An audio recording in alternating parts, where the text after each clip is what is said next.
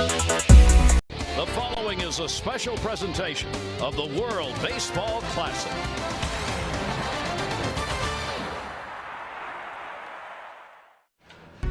And then there were four. Tonight in San Francisco begins 3 days of intense competition where there is no longer a tomorrow. You win, you continue. You lose, and you're going home. Team Japan arrives refreshed and the top seed out of Asia. The only champion the Classic has ever known, this team has proven that despite losing some of their marquee major leaguers, they are still a formidable foe. Hirokazu Ibata has fueled the Japanese offense, hitting .571 in this WBC. Team Puerto Rico has finally arrived, ready to take their first swing at claiming the Classic title. Edwin Rodriguez's team has played high-intensity games all week. Some of the outcomes in doubt. Led by San Francisco's own Angel Pagan, this fiery center fielder is returning home, where a few short months ago he was part of a World Series title. We have been all around the world. Tonight we land in one of the most beautiful cities in the world. Final round, 2013 World Baseball Classic.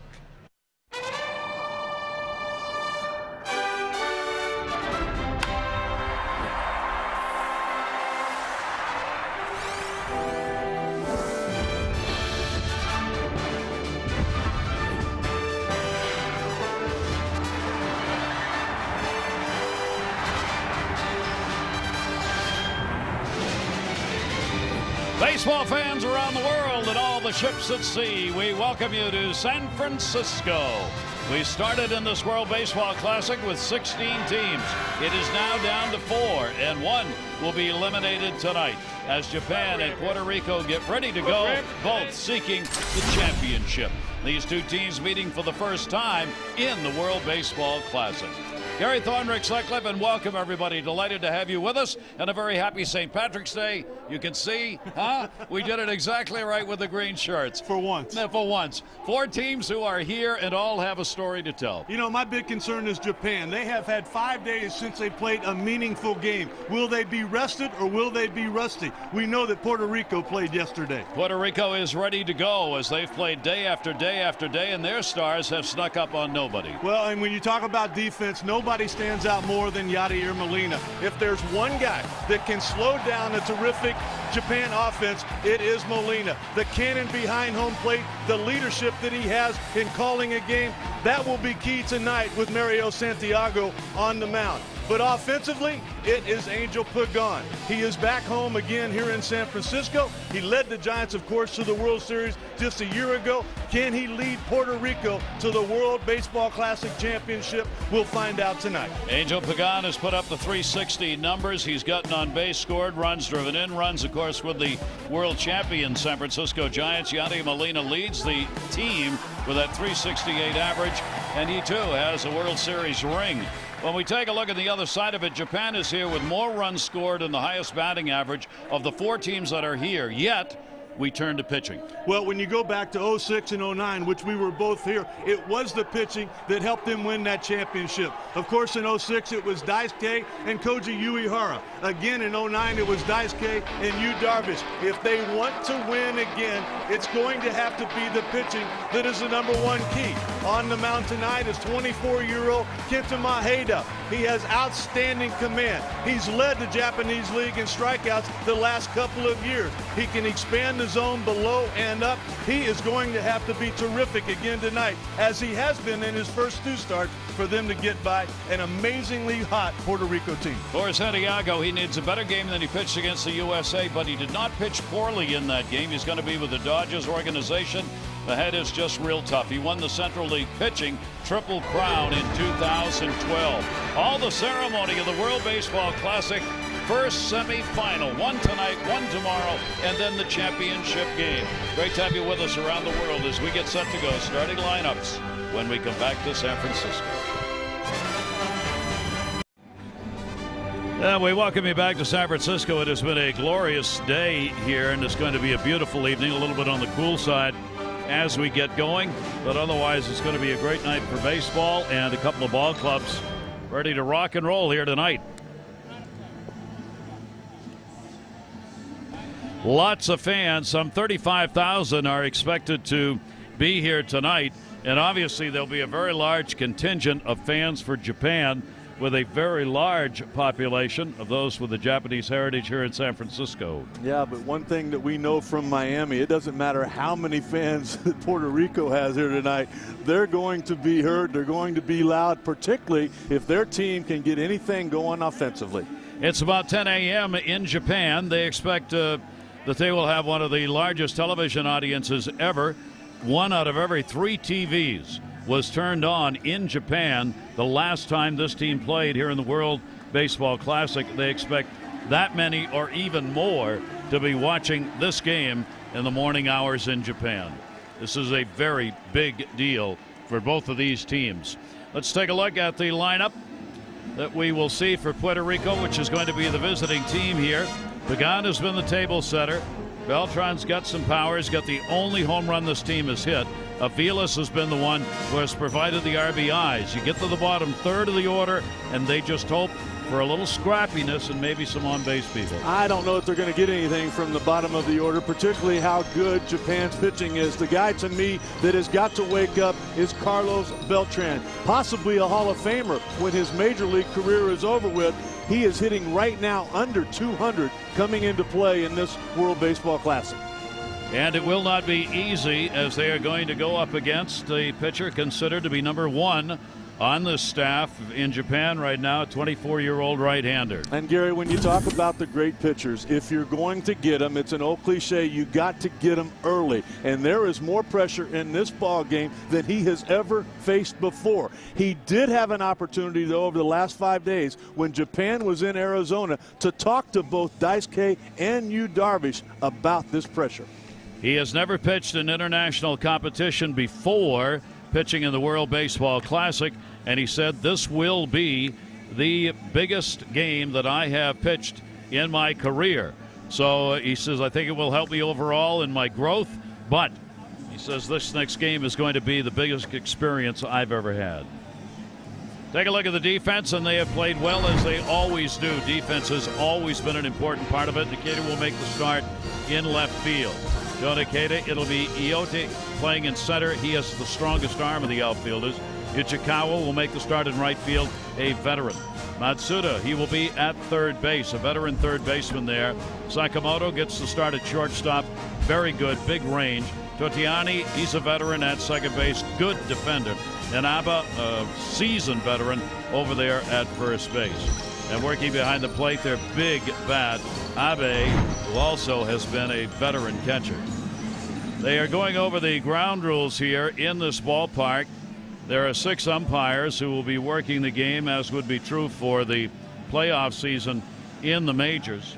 So Edwin Ramirez, who is out there for Puerto Rico, and of course this all has to be translated as Koji Yamamoto, who is the manager, Hall of Fame career as a player in Japan, now managing this ball club. You know, it's really pretty normal until you get to the 421 mark out there in right center field. But at that 365 mark, they're going to be talking about that. Believe me, Team Japan knows what goes on in that corner because, Gary, if you think back to the All-Star game that we did here, it was Ichiro Suzuki that hit a ball into that area. It was misplayed. The thing caromed away. And up till now, it's still the only inside-the-park home run in All-Star game history. And this ballpark does not surrender the long ball easily. Fewer home runs hit in this ballpark than any other park in the majors last year. Well, and it tells you one thing, that the only way they're going to hit home runs is if they're able to pull the baseball. So when you have to locate a fastball, particularly behind an account, stay away, use the big part of the ballpark, which is out in center field.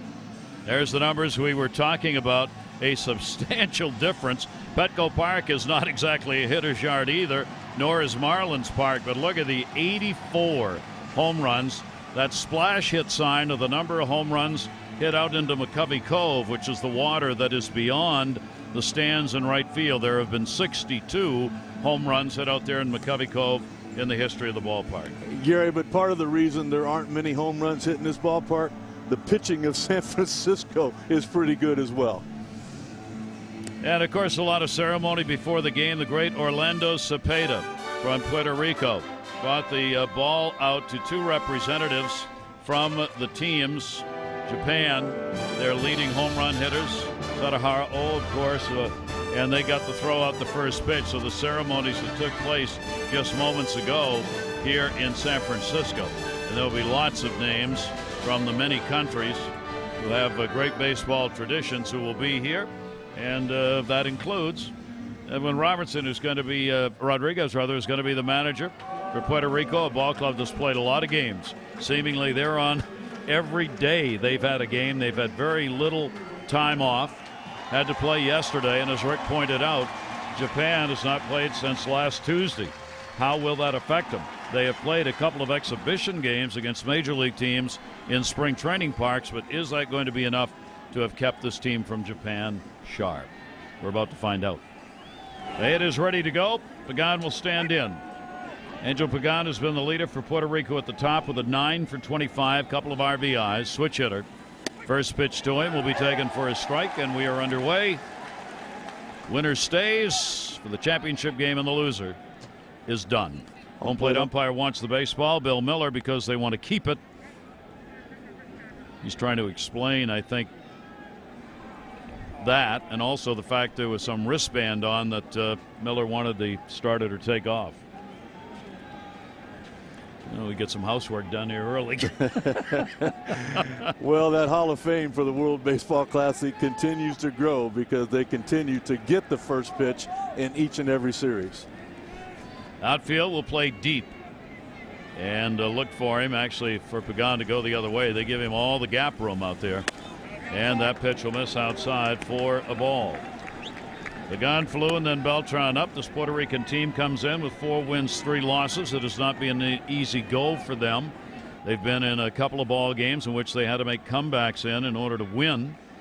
And they would like to get out on top here. And Pagan is going to step out and try and slow it down and maybe try right away to get into the mind of Mejida, the starting pitcher for Japan. 55 degrees here at game time, and a little breeze blowing out towards center and left. And a swing and a miss. Took a little off that one, 1-2. That's that split-fingered fastball. He's going to throw a 4 and a 2-seam fastball, anywhere from 90 to 94 miles an hour. A couple of different breaking balls and 2 or 3 different changeups. The swing and miss changeup for him is the split-fingered fastball. The straight changeup is a pitch that he throws when he's trying to get the at-bat over with. And the 1-2 delivery on the way, and that will be fouled away. In the 2 starts that he has made, he has been outstanding, working 10 innings, 2 hits, 15 strikeouts. He has walked only 1 in the 2 games he has appeared in the World Baseball Classic. And that's the reason he really has moved to the #1 spot. He was considered the #2 starter when Japan came to play in the World Baseball Classic, but is now considered #1 for the job he's done. That'll go to short. Sakamoto up with it will make the play. Over to Anaba, and Pagan is retired, 1 away. Keep an eye on their young shortstop who you saw make that play. Of all the players on this team from Japan, he is the one who has been most talked about as maybe the next player from Japan to come to the United States. There are 2 or 3 players in that category, but he gets a lot of publicity in that regard, the way he plays. He is a legitimate top of the order type hitter for an American League team. He's a legitimate shortstop with a lot of tools. Here is Falou, and that will be taken for a strike. Talking with a lot of the players from Puerto Rico, also their hitting coach Carlos Delgado, it's about contact. They have got to put the ball in play. They cannot strike out as much as the teams have been against the Japanese pitcher. They come in, this Puerto Rican team does, struggling at the plate. They're hitting only .224, by far the lowest average of the 4 teams. They have gotten it done on pitching and clutch hitting and winning some 1-run ball games. 1-1 delivery on the way will be taken outside, and the count will go to 2-1. Falou's got good speed. He's hit both in the 2-hole where he is now and also in the #9 spot. 4 hits in 24 at-bats for him. And that pitch is going to be down low, and he gets ahead of the count, 3-1.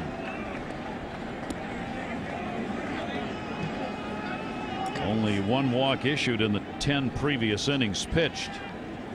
So if he surrenders any free passes in this one, that will be an early story. Made his delivery, and he does.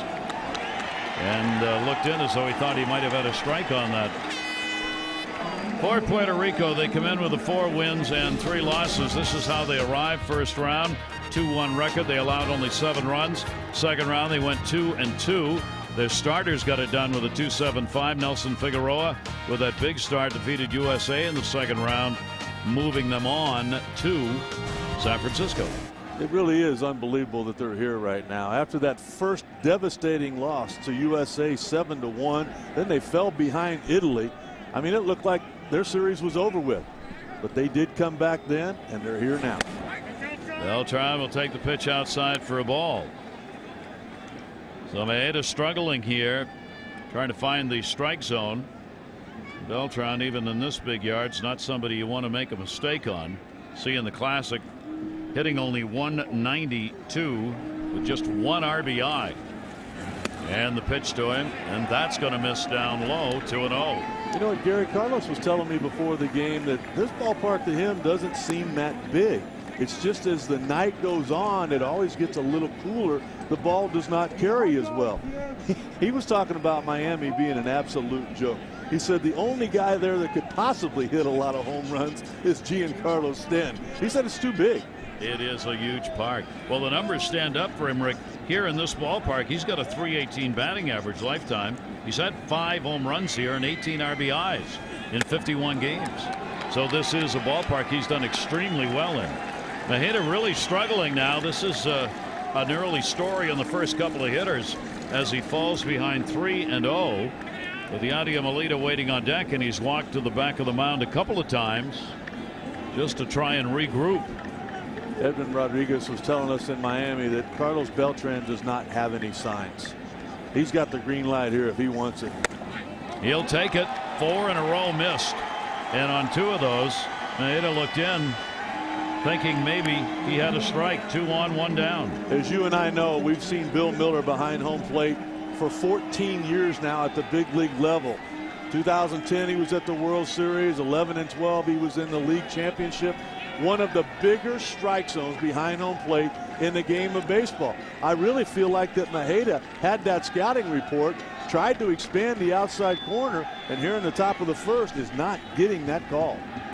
But Puerto Rico is going to get the opportunity, put even more pressure on Japan here in the first inning.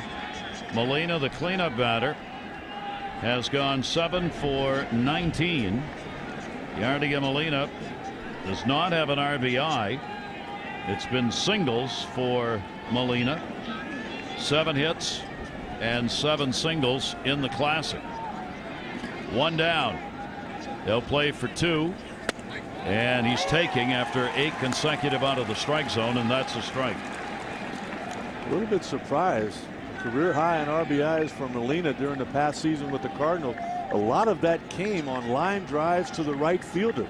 Look at the gap Japan is giving him between first and second. The entire space. Ball will be chopped foul coming off the inside delivery, and that'll make it a 2-strike count. Maeda's a 2-time All-Star, pitched a no-hitter this last year, the first one in the league in 6 years. We told you he had the equivalent of the Triple Crown for a pitcher. He led in wins, strikeouts, and ERA. He's won the Gold Glove a couple of times, and he is only 24 years old. But a bit of a problem here in the first inning. Here's the 0-2 coming. Molina goes down swinging. Yadier Molina taking the first pitch fastball was really the best pitch that he had to hit. The second strike was a big curveball, and then he finished him off there with the shorter, tighter, hard slider. I mean, he pretty much threw everything that he has at Yadier Molina, and when you have to do that is when you're in a situation like this. Maeda has in the first 2 games fallen in love with that slider. He has used it a lot, even more than the curveball and equal with the fastball. That slider's really been working for him. Here's Aviles. Can he do it again? Aviles has been the one producing the RBIs. 8 runs batted in, 7 for 24 with a home run and a very fine .292 batting average. The shortstop with runners at first and second 2 down. That's going to go to center field. That should fall in. They were deep. It does. Ballou will score. Throw to the plate all the way through. Not in time. And Aviles has his 9th run batted in. And Puerto Rico's got a 1-0 lead. Kind of ironic. Puerto Rico coming into play tonight. It only scored 20 runs. They only had 19 RBIs. And as you said, the majority of that coming from Mike Aviles. Aviles last year with the Boston Red Sox really doesn't have a position this year coming into spring training with the Cleveland Indians.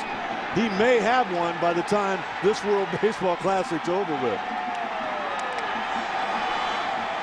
So the early lead will go to Puerto Rico.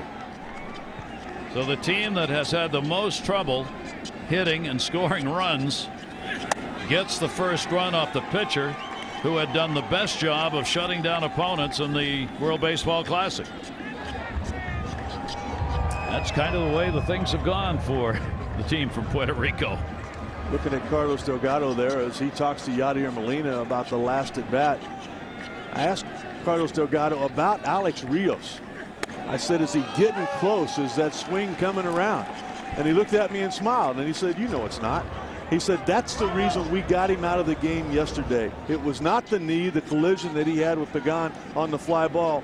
We wanted him to have some time to clear his head. We'll see if it works. 3 hits, 22 at bats. Pitch is going to miss inside, and a 2-ball, 1-strike count. A much longer inning for Japan than they wanted or thought they would have. One of the walks has already scored. And out at second base now, Beltran, and Aviles over at first. 2-ball, 1-strike count. And did he go? They'll check at first base, and no. Gary, I think not only is this a huge moment in the ball game for Puerto Rico, but I think that was a huge non-call right there.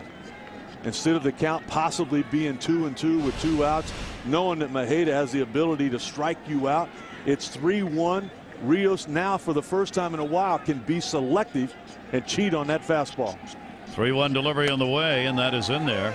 Rick, the early thing here on the fence in the outfield, they are so deep that against a team like Puerto Rico that's not been hitting the ball hard, they're gonna bloop some hits out there. I mean, those outfielders are not going to catch anything in front of them. They're too far away. That last ball hit by Aviles could have been caught on a normal center field, but they're back 3, 4, 5 steps further.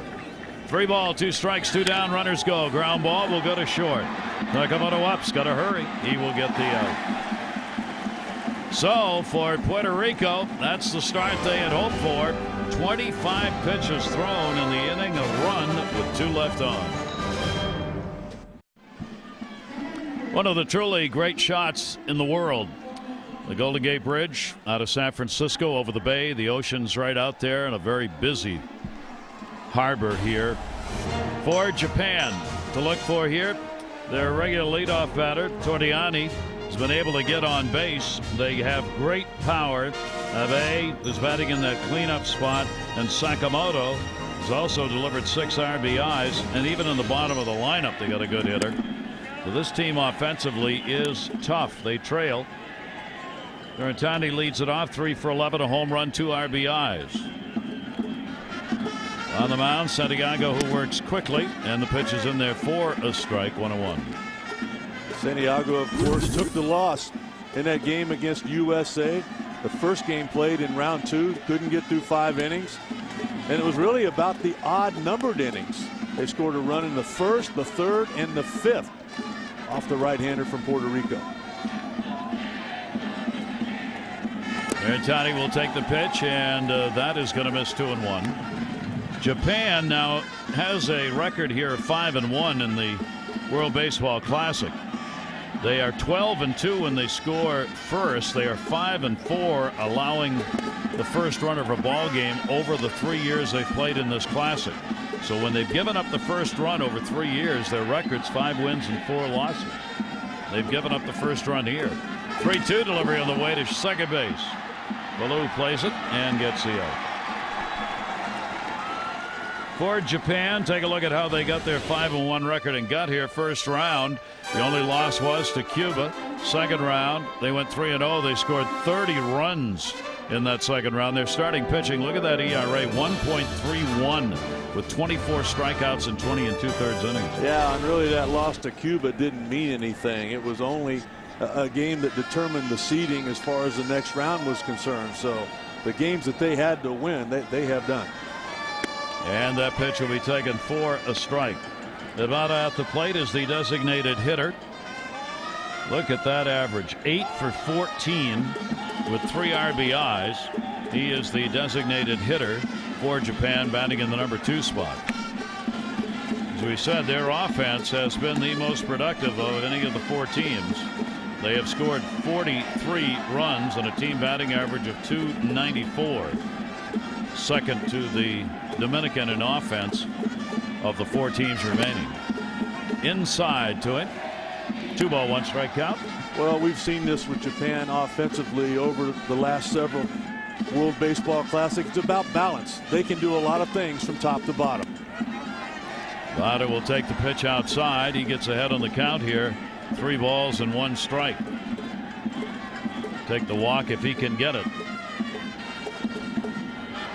3-1 delivery to him. That'll be a strike in the inside corner. Santiago works in a hurry. He does. He might need to slow down a little bit because the command is way off right now. And a ground ball towards short. Aviles up. 2 down. I mean, you give up a run in the first inning, and the next thing you know, the manager of Team Japan is mad at you. I mean, all you gotta do is look down at the bullpen. I mean, there's not just one guy up. There's 2 guys up right now, as if to say, hey, you go out there and walk 2 more guys, your night's going to be over with. He's not used to seeing that on the bench from his starters. I mean, it just doesn't happen that way in the United States. Got a hold of that one, but it's foul. It'll be up off the facing of the second deck down the left field line. Ichikawa is their right fielder. He's had a home run and 4 RBIs in the Classic, hitting .316. He was the MVP of the Pacific League in 2011. 0-1 delivery. He once hit .378 for a year. In 2008, he won the batting title for the Yokohama Bay Stars. It is the highest average by a right-hander in the history of the Japanese Central League. 1-1 delivery. Another ground ball to short. Aviles is up, long throw. He got it. Santiago with a good job as he gets 3 ground balls to get out of the inning. We've completed 1. Puerto Rico has the early lead.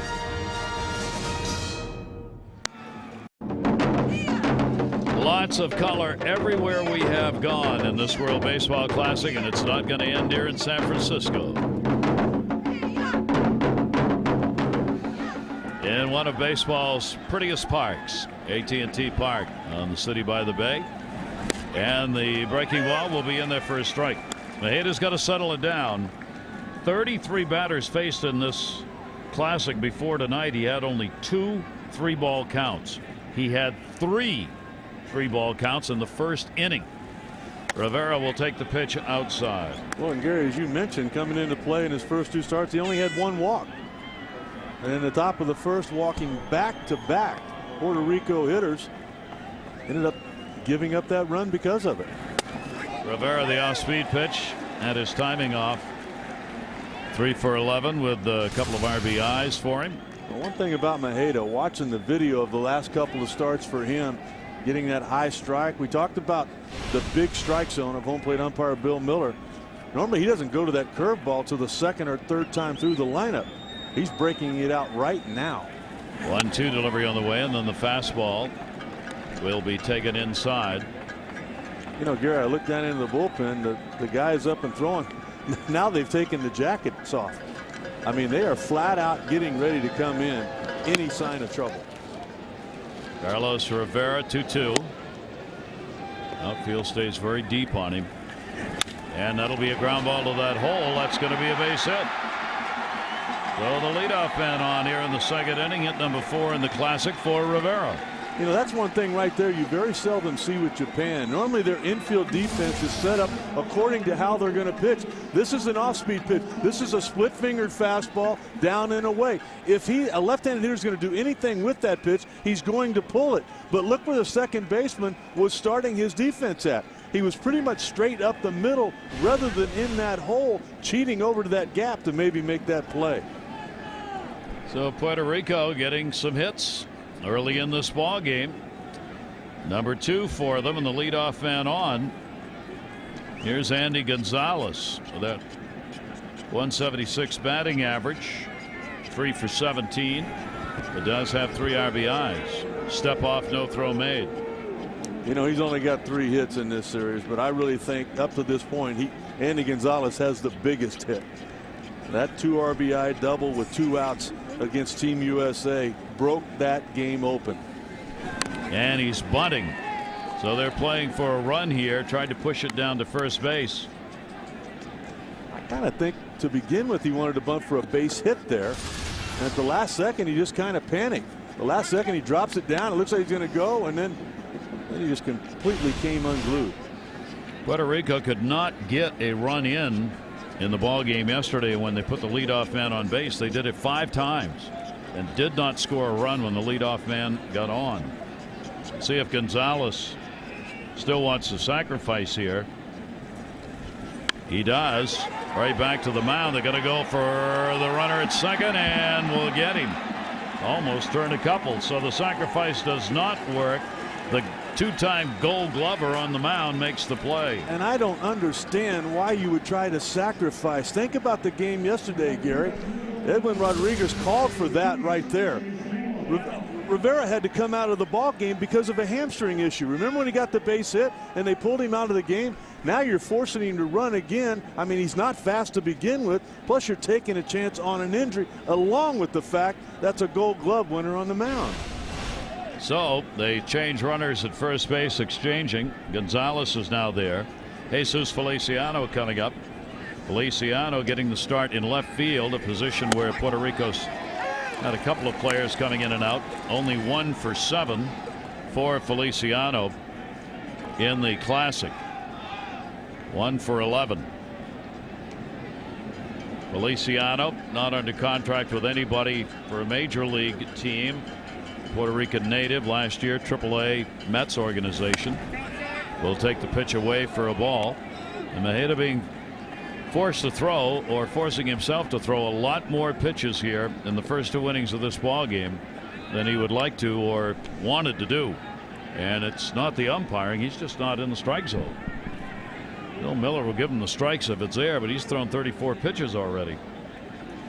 1 ball, 1 strike. Runner goes, hit and run down to third. Did it? Yes. Double play. Caught at third. Natsada put it away, and that will retire the side. Boy, that's going to help in the pitch count. No runs, 1 hit, no errors, nobody left on base. Failed sacrifice, and then the soft line drive on the hit and run.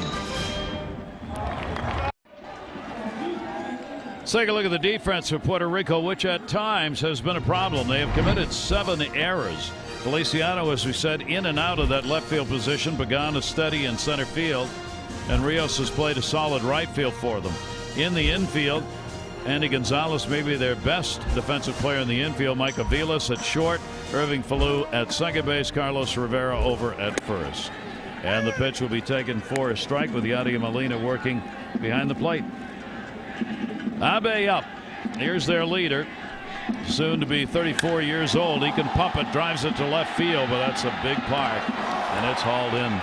Feliciano going back. That ball kept carrying. Had to do a little quick jump step to haul it in. Hey, Gary, if we can, I'd like to go back to the top of the second inning. I really don't think that manager Edwin Rodriguez had a very good inning. I talked about it to begin with. He picked the wrong guy as a base runner to lay down that bunt. He also picked the wrong pitcher on the mound. There's an out that he just gave away. And then as a manager, when you want to put on the hit and run, the ideal for the hit and run is you're guessing that the pitcher's going to throw a strike. Look at the pitcher. Look at what he forced Feliciano to do. He had to defend the runner, and all he could do was throw the bat at it. I really kind of feel like the manager in that inning just took the team right out of an opportunity to score. And only 3 batters faced. Here's Sakamoto, the shortstop. It's the young player we were talking about, that everybody's talking about, and a lot of scouts are taking a look at here in the World Baseball Classic. 2-ball, 1-strike delivery to him. Ground ball. That'll go to second base. Falou's got it. And the sinker is working for Mario Santiago so far in this one, as he's picked up 4 ground balls out of 5 outs. Proud to have one of the world's most recognizable blimps providing coverage of today's game. The unique aerial views of the World Baseball Classic being delivered live from our friend and eye in the sky, MetLife's Snoopy 2. Oh, 2, huh? TOOTWO. Oh, 1 couldn't make the trip. 2 could. Beautiful. Somebody flipped that coin, and here they are in San Francisco. And the pitch by Santiago is on the inside corner for a strike. Itoi at the plate. Gary Yadier Molina talking about, for Santiago to be successful tonight, he had to stay out of the middle of the plate. And you know, for the most part, he has been able to do that. You've talked about the sinking action that he's had. 4 of the 5 outs have been retired on ground balls through the infield. But the whole thing is for him to just stay out of the center of the plate, down and away or up and in. 0-2 delivery. Itoi will take the pitch up high. Well, I think one of the things happening here, Rick, you know better than I, a major league pitcher, but Santiago's working so quickly. These Japanese hitters really aren't getting set. This game hasn't even started for them yet. I mean, they're coming to the plate. There's the ball. They hit it. Ground ball out. 3 outs are back on the field. It's like, I think they're still waiting for the first pitch. I totally agree with you. And they really seem to be off balance. They're late on the fastball. And then on a changeup like this right here, they're almost falling out of the batter's box, just trying to put it in play.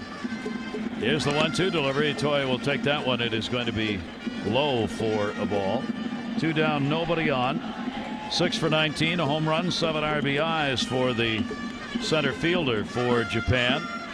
He hit .304, had 9 homers in league play last year in Japan.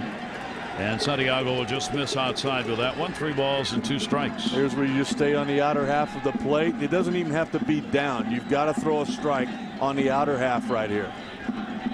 3-2 delivery, and got him. Changed up on him and gets the out. Santiago gets his first strikeout. He has retired the first 6 batters faced. And as we said, he is doing it in a hurry. And unless these hitters start stepping out, he's going to dominate. A distinct underdog in this ball game has come out and gotten the early lead. They lead it 1-0. And back to the top of the order. Here is Pagan, who grounded out his first time up. And his delivery to him will be fouled back. Pagan has been on base 6 times during the pool in Miami. He's been a tremendous leadoff batter, setting the stage, even if he doesn't score, creating problems. The hitter knows that, wants to keep him off base if he can. Falou waiting on deck. Here's the 0-1. And that'll just miss. 1 ball, 1 strike. You know, Gary Angel told me something before the game that I did not know. Back in July, we've mentioned that he took over the leadoff role, and that's when the San Francisco Giants took off. I kind of thought that it was Bruce Bochy that decided to do that. It was actually Pagan that went into Bochy's office. Down the line, and a foul ball. We have 6 umpires, and that's one of those calls where having that line umpire really helped. It certainly makes it a lot easier, because this was awful close to being extra bases once again for Pagan. He was one of the league leaders a year ago in the category of putting himself into scoring position.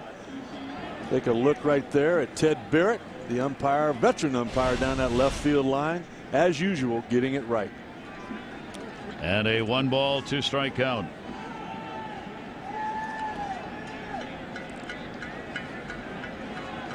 $15 triples. Legitimate speed in this ballpark where you can get some of those. That's going to be a base hit into left field. Pagan just taking it where it's delivered, as he's done throughout this classic. And he's on again. There you have Bill Miller, our home plate umpire, working the game. Edgar Estevacion as first base. Major League umpire Wally Bell at second. Trevor Grieve is at third.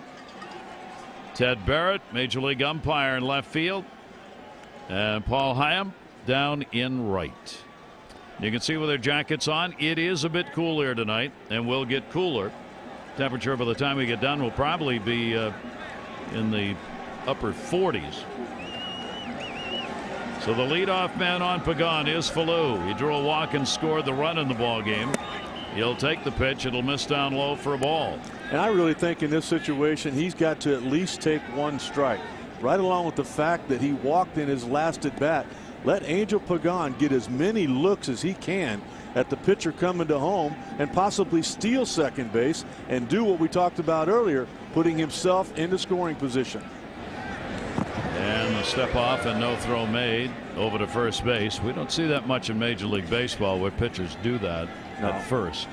But I know one thing with Maheda here, the athleticism that he has, he's got a good move.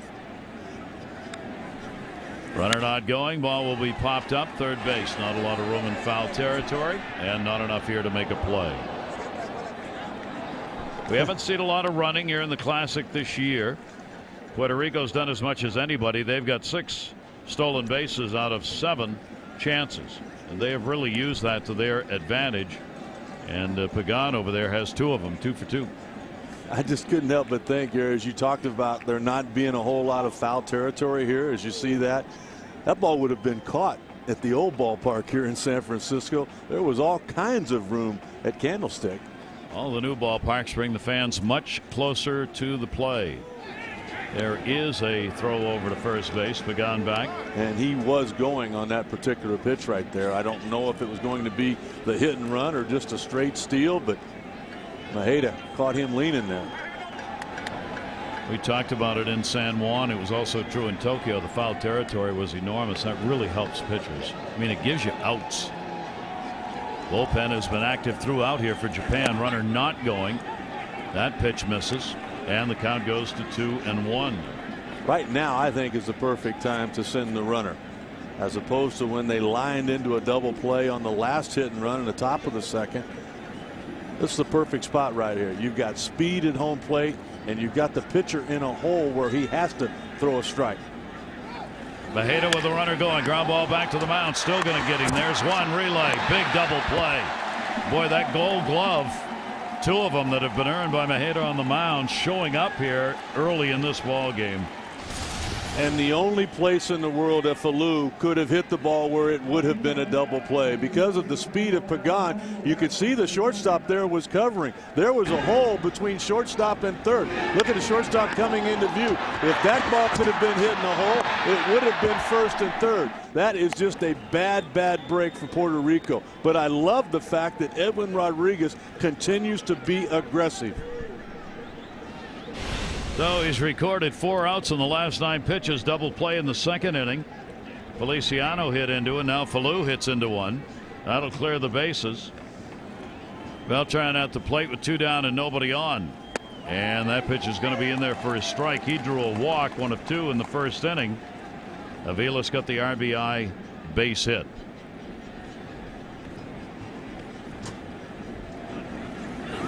Almost all Japanese pitchers have that hesitation in their windup. I don't know if everybody realizes how tough that is to do too. You have to have not only tremendous balance, but your back leg strength has got to be unbelievable. And to still be able to control your pitches. 2-1. Take a look at him here. Watch how he pauses right there. It's just simply to add a little bit of deception. And the one thing that they can do, they can hold it a little bit longer from time to time, and they can get a little bit quicker. Beltran takes the 2-1 slider for the called high strike. Maheda threw 50 pitches in the bullpen Friday in preparation for this start. Said he felt as though he was in a groove after that bullpen session. 2-2 delivery. We haven't seen that here. He's thrown 48 pitches already, and the count goes to 3 balls and 2 strikes. Bear in mind the pitch count now for pitchers has been up to 95 here in the semi and finals in San Francisco. As we went through each pool, the number of pitches increased, and really, for starters now, they're up to where they'd probably be in a regulation game. Well, which basically means with everything going right, the possibility for a complete game exists here in these last couple of games of the World Baseball Classic. See the 49 thrown already. We should note for Puerto Rico, Santiago's on the mound. He is the only starter eligible to pitch today. All of their other starters need rest according to the rules. That will be foul back, and the count will stay at 3-2. And you and I were talking before the game. I think it's so important for Santiago to be able to get deep here tonight. Take a look at the numbers there. You mentioned the 95 pitches, 4 days. If he lasts through 50+ pitches, both of these starters are done, obviously, for the tournament. And then the relievers right there. 1 day, if he threw at least 30+ pitches, the only thing where that would matter would be for the teams tomorrow. Netherlands and the Dominican Republic in the second semifinal game tomorrow night. That will be fouled off. Count goes to 3-2. We'll see whether or not things go according to Hoyle, whoever Hoyle was. The expectation here is that it will be Japan winning this game, and tomorrow the Dominican Republic will win, and those two will match up in the final. That's the expectation. Then again, there have to be games played. And I tell you what, after the series in Phoenix and Italy advanced, I've quit predicting anything. Ninth pitch of the at bat, 3-2 delivery, swung out and missed. Again, throttling back on a Beltran retired. Mejia gets his second strikeout, faces only 3, no runs, 1 hit, no errors, and nobody left on base. Puerto Rico leads it 1-0.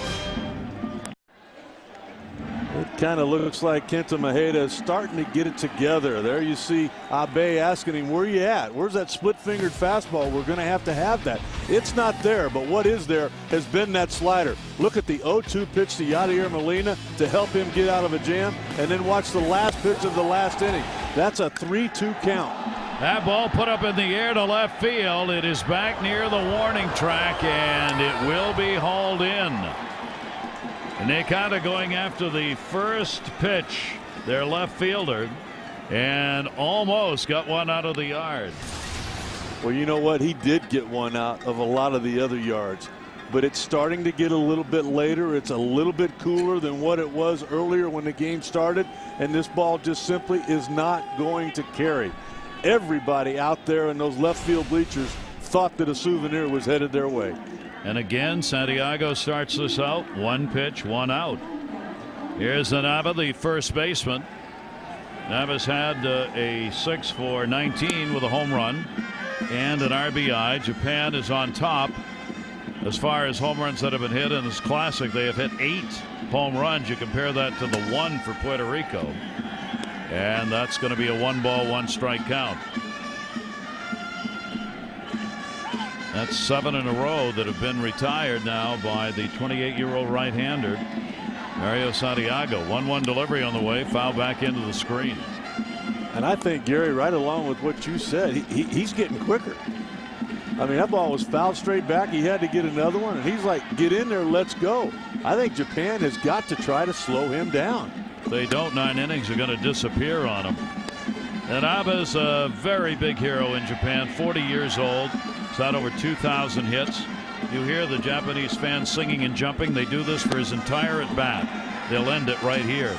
The changeup is the strikeout for Santiago, his second. Not only was it a changeup, but it was outstandingly located. Look at the glove of Yadier Molina, and look at the compliment that he pays his pitcher. You know what? If you just do what I say, you're going to stick around and have a lot of success tonight. Up to this point, he has done exactly that. Santiago showed 7 out of 8 first pitch strikes in the ball game, and the first pitch strike here, Matsuda goes to center field. I mean, Santiago's just mowing him down. That's 7 pitches. Japan has shown no patience at the plate, willing to make him work. Puerto Rico's got the lead.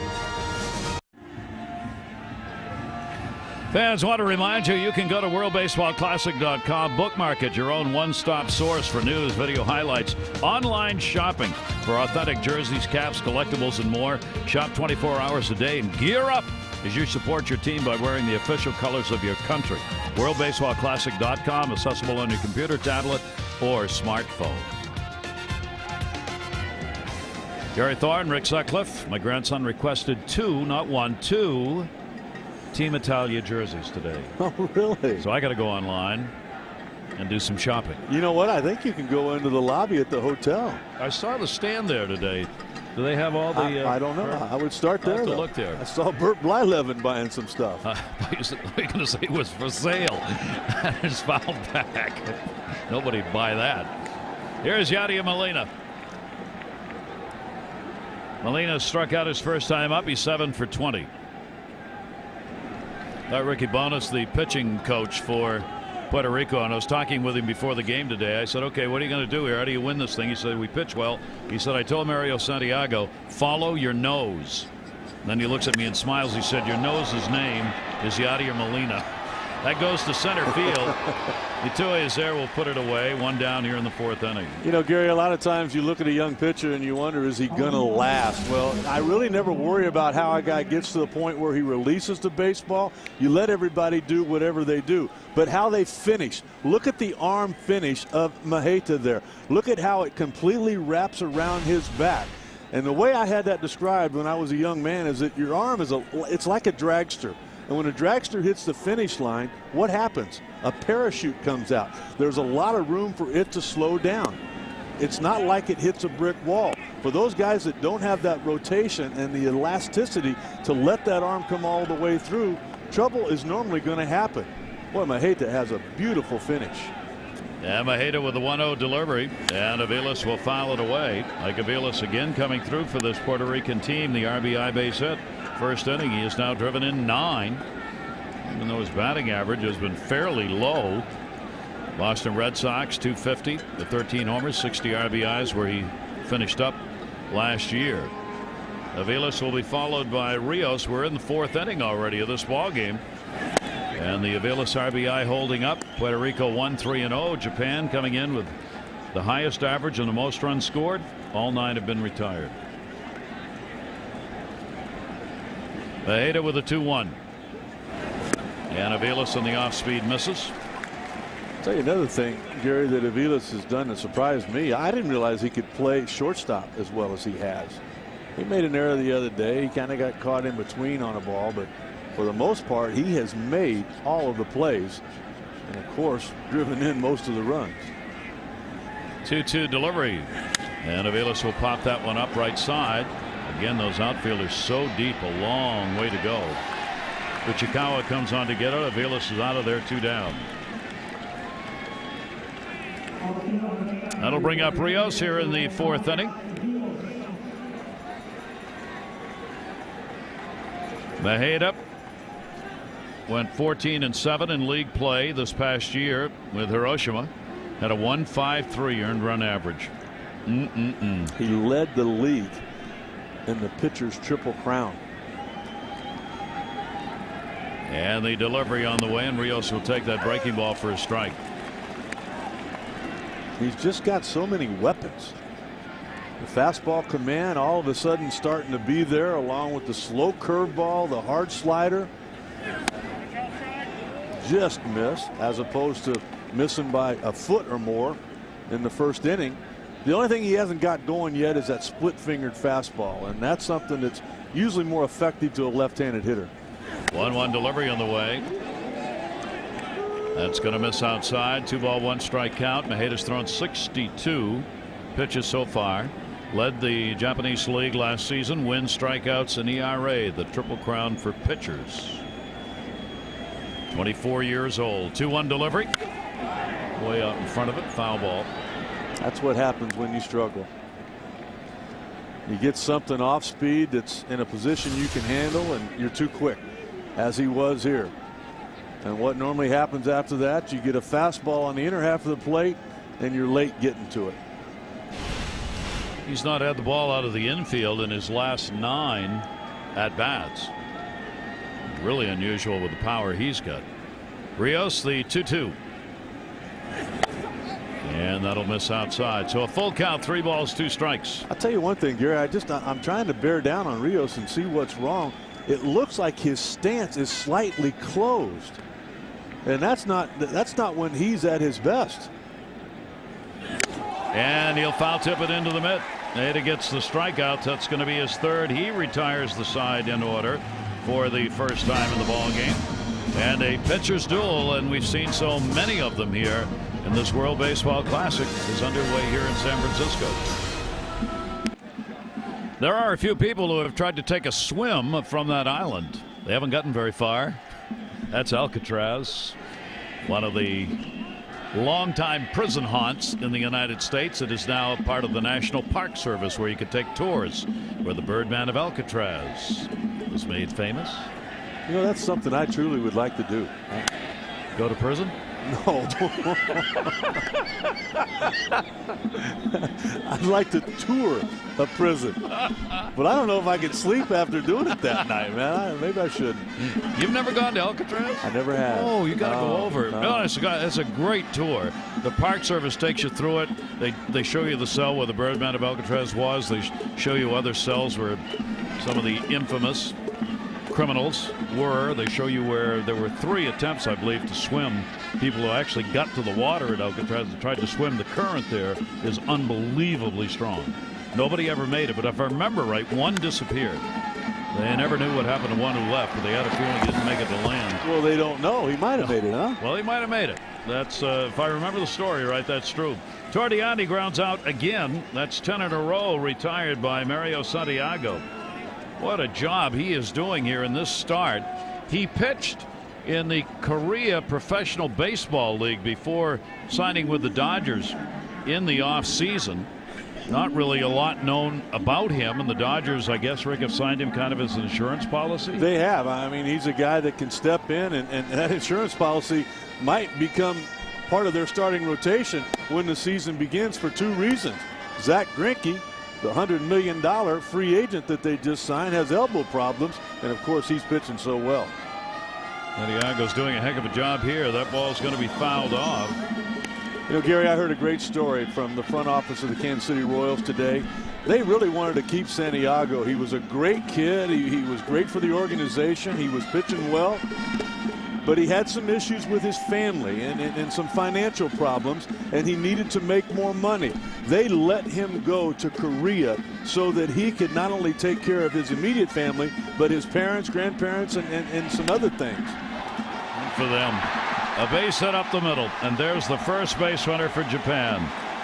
Ibata, the designated hitter, gets his 9th hit of the Classic, and Japan finally gets somebody on. Well, it was just another routine ground ball. Let's go back and take a look at it. Trying to stay down, keep the ball out of the air. There was a pitch to hit, not able to do anything with it. That's really the first slider that we've seen. It wasn't that great of a pitch, but the thing about Ibata, he's such a smart hitter. He uses the whole field, and when he saw the gap up the middle, I think he tried to dictate that action. I'm going to get a pitch that I can hit in that direction, and he was rewarded because of it. I'll see if they can make something of it. Uchikawa grounded out his first time up. Uchikawa batting in the number 3 spot. That's outside. Great stop made by Molina as he scoops that one up. Once again, if you're going to shut down Japan, you cannot give away bases. And that's what Santiago tried to do there with a wild pitch. Yadier Molina says, nope, not on my watch. Seiichi Uchikawa helping to hold a runner at first base, signaling Ibata the ball had not gone by. 1-0 count, 1 down. And a chopper down to third. That is going to be a foul ball. I really think that Santiago right now is paying too much attention to Ibata at first base. He's not a burner. He's not a real fast base runner. And if there would have been a little bit more patience on the part of Ichikawa, I mean, we've not seen that from anybody with Japan yet. This is ball 2. I mean, that ball down in the dirt once again, but boy, it's almost like the team from Japan can't get their at bat over with soon enough. They have 29 walks in the Classic along with 29 strikeouts, so they've drawn some walks. Yes, they are a very good hitting ball club, as we said, at least coming into this game. We haven't seen any of that yet.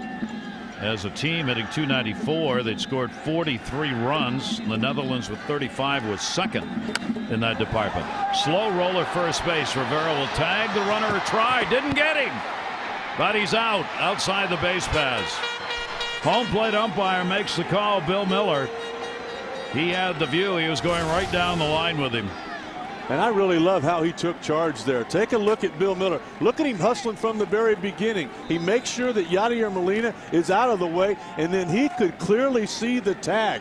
He points in the direction. I saw the glove with the baseball in it make contact with the man's back. That is something that the first base umpire might not have been able to see. I love how the veteran of 14 years at the big league level just took charge. Good job to get it done, and good work with the umpires working together. Estevizion at first base and Miller, the home plate umpire. Estevizion waited because that call was the home plate umpires until that ball gets to first base or beyond. And then he waited for Miller to make the call, and he did. 2 down, runner at second base.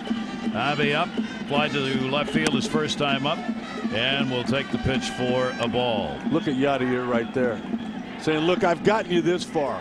Just pay attention to what I'm doing. If I want a fastball in, get it in, throw it for a strike. He's looking in the on-deck circle. He realizes this is the one guy in that lineup particular that you do not want to let beat you. 27 home runs, 104 RBIs last year. He hit .340. Was the Central League MVP. Ave will take it away, and the count will go 2-0. Do you even want to fool around with him? You just walk him. You see, with runners in scoring position, first 3, 296, last 3, 371. Ave's got 7 runs batted in.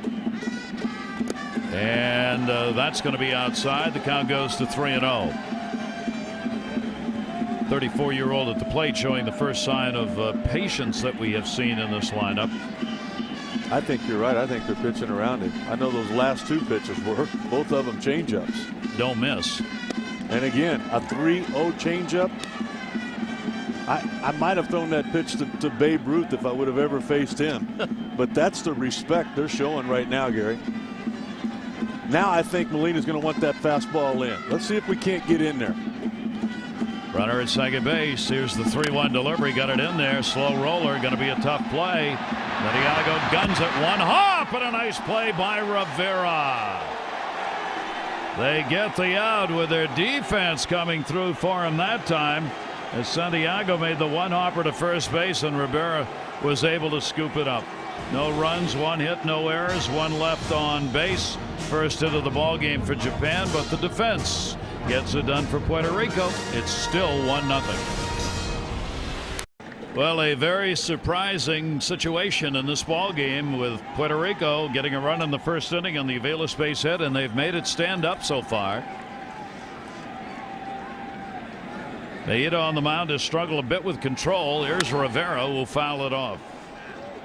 Rivera, the first baseman, who made a nice pick on that last defensive play.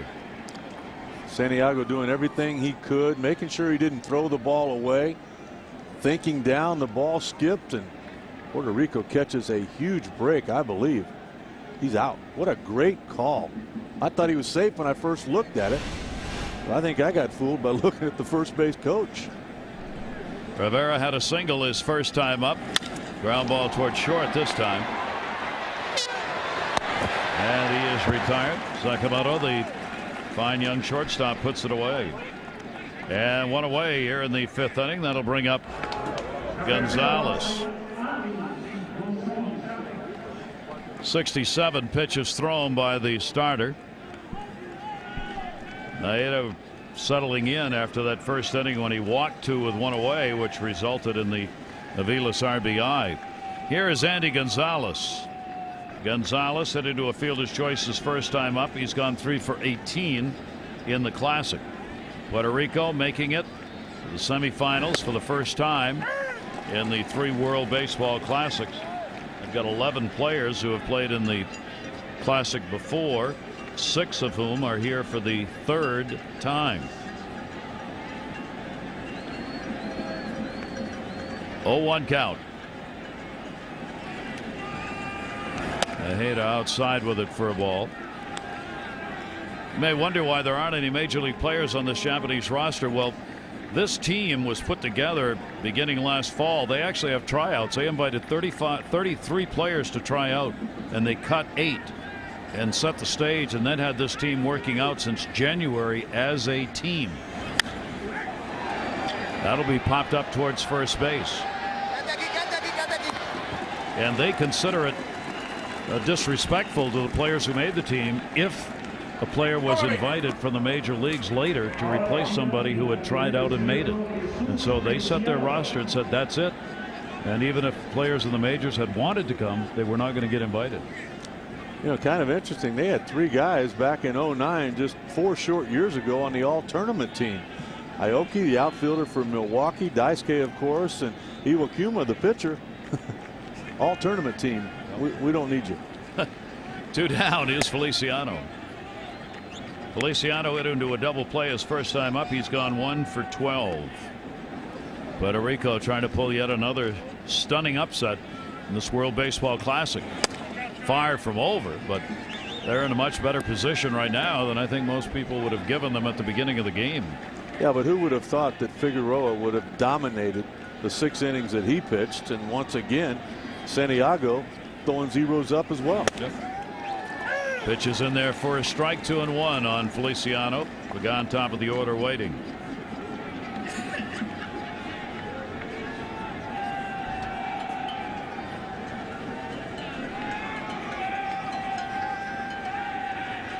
Here's the 2-1 delivery made, and we'll get the pitch at the knees. In there for a strike. 2-2. And he certainly has settled in since the first inning. Doesn't have anything to do though with the guys in the bullpen. Japan still has guys standing around. They're not throwing right now. That bullpen's had somebody in it right from the get-go. I know. I think it might have got his attention though. Here's the 2-2. And that'll be up high. Full count. I know one thing. He hasn't walked anybody since that first inning. And all of that activity started to flourish down that left field line. He's faced the minimum number since then. A single 2nd inning double play, single 3rd inning double play. Retired the side in order in the 4th. 3-2 with 2 down. Got it in there, and that's going to be a base hit. Good at bat, Feliciano's 2nd hit. That really was. I mean, that's just a terrific at bat there.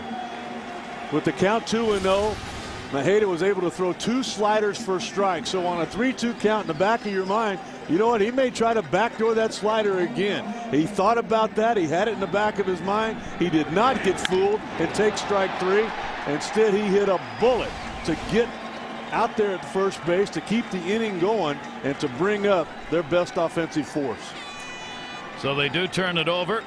Discussion, I'm sure, about pitching. Bullpen's active again. Pagan has singled and grounded out. Feliciano on at first base. Japan does not worry about their guys in the bullpen throwing a lot in the bullpen. They'll still come into the ball game.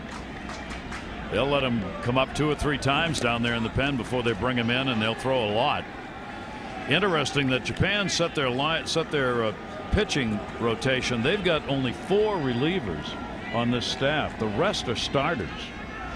So most of the pitchers you'll see are in fact starting pitchers, even if they are working out of the bullpen. We know the big thing that tells me, having been in that situation, is that as a starting pitcher, when you get asked to get up and throw out of the bullpen, it's going to take you a little bit longer than it would a normal reliever. Strike at the knees. Well, 2 outs have usually been good luck for Puerto Rico. Their last 5 runs have come when there have been 2 outs in the inning. That Avila single in the first came with 2 away. Pagan's got 2 out here with a runner at first base. Didn't like the call. 1-2. Well, it's unhittable. It's absolutely unhittable. Again, working with the big zone of the home plate umpire, and look at this curveball. I mean, you can't reach it for the longest time, and it really came around the plate. But boy, it sure looked good when it went into the glove. Pagan with a 1-2 count, 2 down. Pagan's one of some players in this classic who have a relationship with San Francisco. Pagan, of course, plays with the Giants, a member of their championship team. Santiago Casilla of the Dominican Republic will be coming back for his 4th season with the Giants, a reliever. And Hensley Meulens, the Netherlands manager, bench coach for the Giants. He'll be coming back for his 4th season. Netherlands play tomorrow night against the Dominican. 1-2, runner goes. Here's the throw. A lot of time. Ball waiting. Got him. The veteran Avi behind the plate put that one right on the money. And again, only 3 faced here in the 5th inning on the caught stealing throw. You take a chance with 2 strikes on Pagan. If he gets thrown out, the worst case scenario, Pagan is going to lead off the following inning. He got thrown out by a lot. Well, what a gorgeous sight here in San Francisco. There's so many great views. Golden Gate Bridge, of course, being the primary one when you think of San Francisco. We go to work here. Santiago. Pitch will be taken down low for a ball. Sakamoto will lead it off. He grounded out. Itui will follow, and then Nakata. Sakamoto 5 for 22 with a home run, 6 RBIs. And to Santiago's credit, really the outs for Japan haven't even been hard outs. 173 hits to lead that Central League. And chops it foul. You know, I know you enjoyed your time in Miami, but you really love this city, don't you? I'd move here and live in a heartbeat. San Francisco is one of the world's great cities. 1-2 delivery on the way, and that will miss outside. You know, and what a tremendous park here in San Francisco to host anything, really. It had the World Series here, an All-Star game, a lot of concerts. Hit hard to center. That's going to fall in for a base hit. That is the hardest hit ball we have had. Nakamoto gets the single here in the 5th inning. They get the leadoff man on base. We will be back here, semifinal round at number 2 tomorrow night. Team Dominican looks to avenge their WBC losses to the Netherlands. The winner plays for the championship Tuesday. AT&T game time 9 tomorrow night, 1 GMT time. Diego Marquel goes for Henry Mulin's team against Edison Volquez for Tony Peña's Dominican Republic. A little bit of concern for the Kingdom of the Netherlands. Bert Blyleven telling you and I before the game, their closer, Kenley Jansen, may or may not be here. His wife just having a baby. They're hoping that he arrives in time for the game tomorrow night, but there's a chance that he won't be here. And it's so funny to look back at the notes from '09 on the Netherlands. Jansen was a catcher back in 4 years ago. Now he's a closer for the Dodgers and, of course, for the Netherlands. That's a pretty big change. Oh. Itoi at the plate, a strikeout victim. You saw him trying to lay the bunt down there. It's a 1-0 ball game. Puerto Rico leads. Squares around again with Gonzalez charging in at third base. Koji Yamamoto, the manager, believes in the bunt. He plays for 1 run at a time. It's the way this team from Japan has played in the World Baseball Classic. They've scored a lot more than that. But he loves to use the bunt, the hit and run. Anybody will bunt. He's even had his cleanup batter, Avi, bunt in one of the classic games. I'll tell you what, he's not going to be happy with that effort right there. That Itoi, look at this right here. I mean, that's a pitch that should have been a ball to begin with. Not a very good.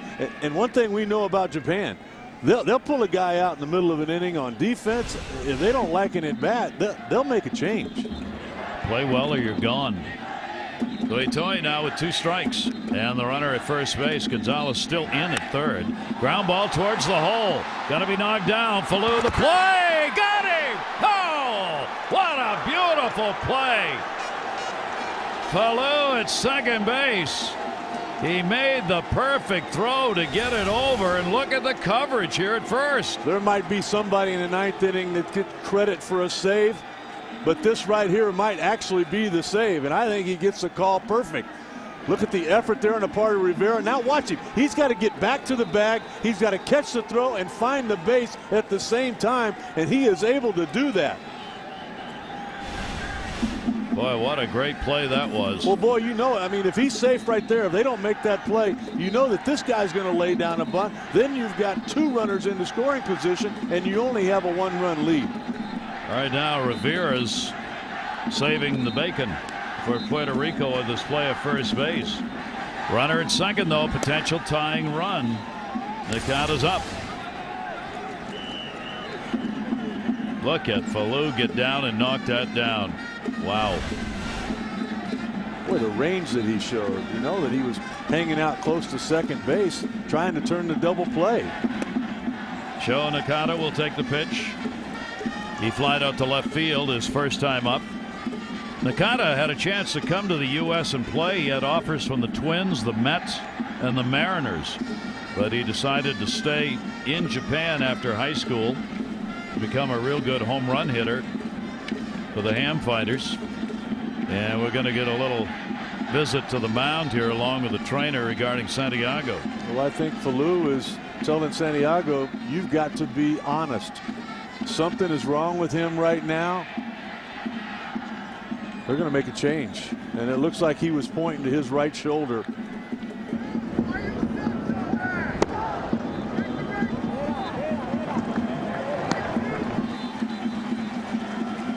Obviously really upset. Pitching a great game. We'll go back and take a look at that last pitch that Santiago threw. You know what I saw there was him kind of flexing his hand as if he felt something in that shoulder. Yadier Molina coming out there and saying, what's going on? Are you all right? You all right? No, you're not all right. Right off the bat, he said, no, I'm okay, I'm okay. No, you're not. Something's wrong. So there's a, well, we'll see how much this matters, but their starter is gone.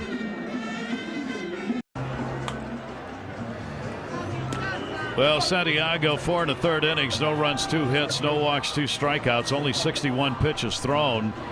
Just had a tremendous start and obviously really disappointed, but something wrong. Yeah, you know what? As we look back on it, it was when he covered first there. There's the changeup that he throws. All right, he knows he doesn't have to get over there. He's fired up about the play, but as he walks back to the mound, you can see him start to grimace a little bit with that elbow. And you know what? It explains right now why Gary, in the last 3 innings, we've only seen him try to throw 1 breaking ball.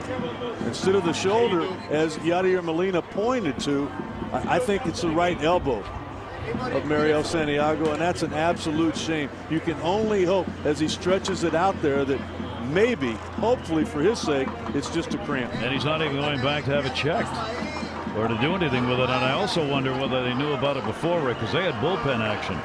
They had 2 pitchers in the bullpen before that inning started, and he was well within his pitch count. So maybe something was said even between innings. He had to have said something. That's a great point. Or otherwise, I don't think the pen would have been up. So Santiago out of there, 4 1/3, couple of hits, no walks, 2 strikeouts. This bullpen for Puerto Rico, he's got a strikeout pitcher coming in here. This is Jose De La Torre. Well, it's certainly not the bullpen that Tony Pena has for the Dominican Republic. There's a lot of people here that you've never heard of before.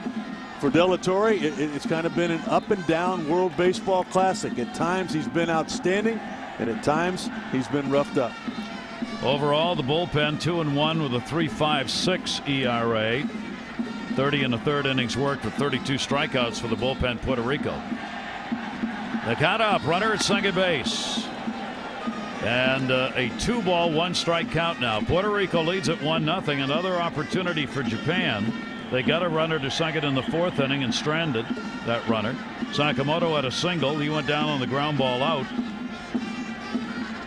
Now a chance to get this ball game tied up here in the 5th inning.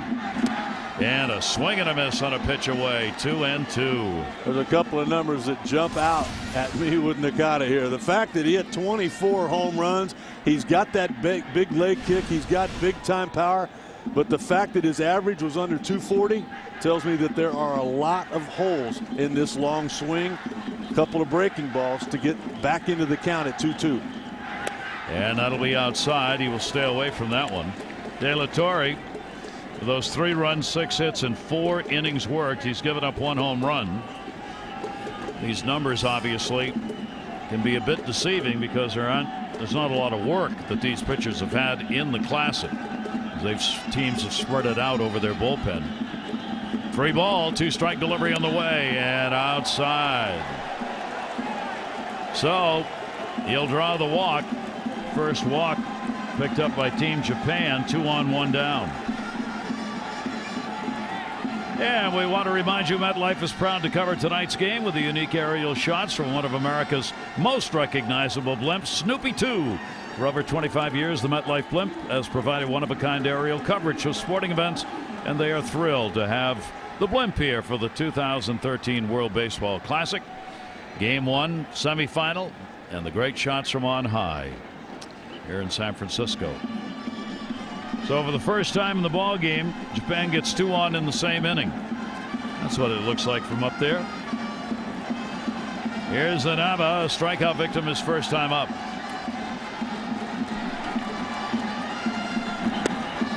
Big quick cut for a strike. Yeah, he wasn't thinking about tying the game up with that swing. He was thinking about giving Japan the lead.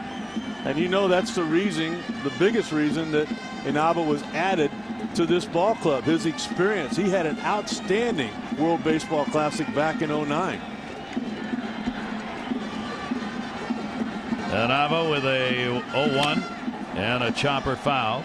If you look at the fans, we talked about this in his first at bat. In every at bat, in every game he plays in, the fans from Japan stand up and jump. This is called the Inaba jump. It's to honor the 40-year-old who is a real baseball legend in Japan.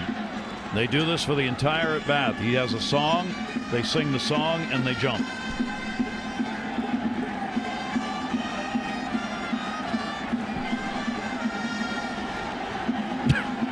I love it. 0-2 the count. Runners off first and second base. And a chop at it, and he's out of there.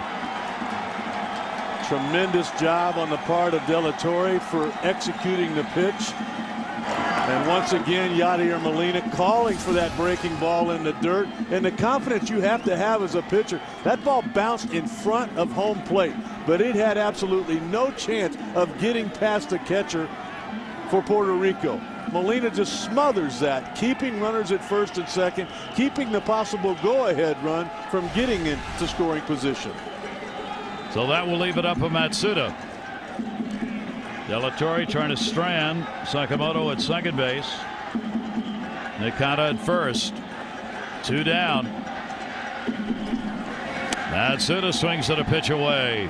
They have been anxious. And there's been no patience whatsoever. That's ball 1 right there. One thing about Matsuda, I watched his batting practice. He's got as much power as anybody in the lineup for Japan. Looking for something middle in, dead pull hitter with everything I saw earlier today in BP. 300 hitter during the season. 0-1 delivery to him, and that'll be fouled off. Japan's had a great number with runners in scoring position, 339 in this Classic. They just haven't had many chances here, and you can almost feel the pressure building on this team that finds itself in this situation against a real underdog in Puerto Rico. They'll be trailing 1-0 in the 5th inning.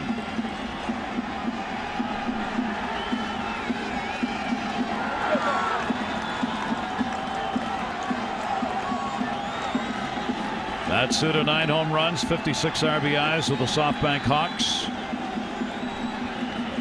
Here's the 0-2 delivery. They set up outside, and he doesn't chase. You saw Molina, though, flip the glove to his pitcher saying good job to De La Torre, because that's where he wanted it. He wanted to see if he could get him to bite at a pitch outside. He wouldn't go.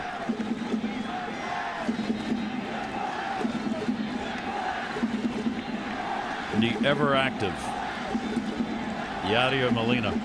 You look at what he's doing. He's moving that defense around according to the pitch that he's going to call. I got to feel like it's another breaking ball away. Outside, Molina will go out and get it. Holds the count, 2 balls, 2 strikes. Not only a great stop, but you can tell that he's angered by that pitch not being any closer to home plate. Looking at De La Torre like, what in the world are you doing? When I put down that breaking ball right now, I want you to throw it for a strike. There's a little bit of tension right now that's getting to the reliever from Puerto Rico. How about the eyes on Molina looking out there through the mask? 2 ball, 2 strike count. Runners off first and second base. And he got him, and Molina gives it the K. That's what he wanted. You just do what I tell you, and I will get you out of this jam. Once again, Yadier Molina helping to shut down the great offense of Japan. Listen to Ricky Bonas as he told his pitching staff. Follow your nose, and your nose is named Yadier Molina, and it works. And Puerto Rico continues on top.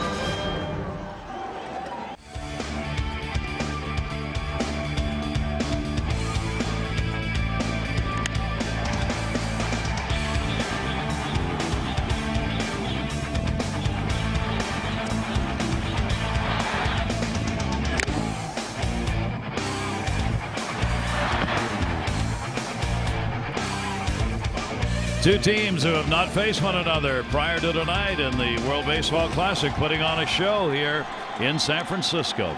This copyrighted telecast, presented by authority of the World Baseball Classic Inc., may not be reproduced or retransmitted in any form, and the accounts and descriptions of this game may not be disseminated without express written consent. 33-year-old left-hander comes on. Nomi went a 10-10 mark with a 2.42 ERA during his regular season in Japan. And Pagan, the leadoff batter, is up 1 for 2. Gary Nomi's one of those guys that you talked about, normally a starting pitcher. He's won at least 10 games the last 3 years over in Japan. He's a guy that for the most part throws a lot of strikes. That's Ishinomi with a 1-0 delivery, and Pagan will foul it away. And I really like what the team from Japan is doing right now. Their manager, Koji Yamamoto. I mean, they've got a couple of switch hitters coming up here. The first 3 guys for Puerto Rico. Turn them around. See if, I mean, we know the swing from the left side has been pretty good.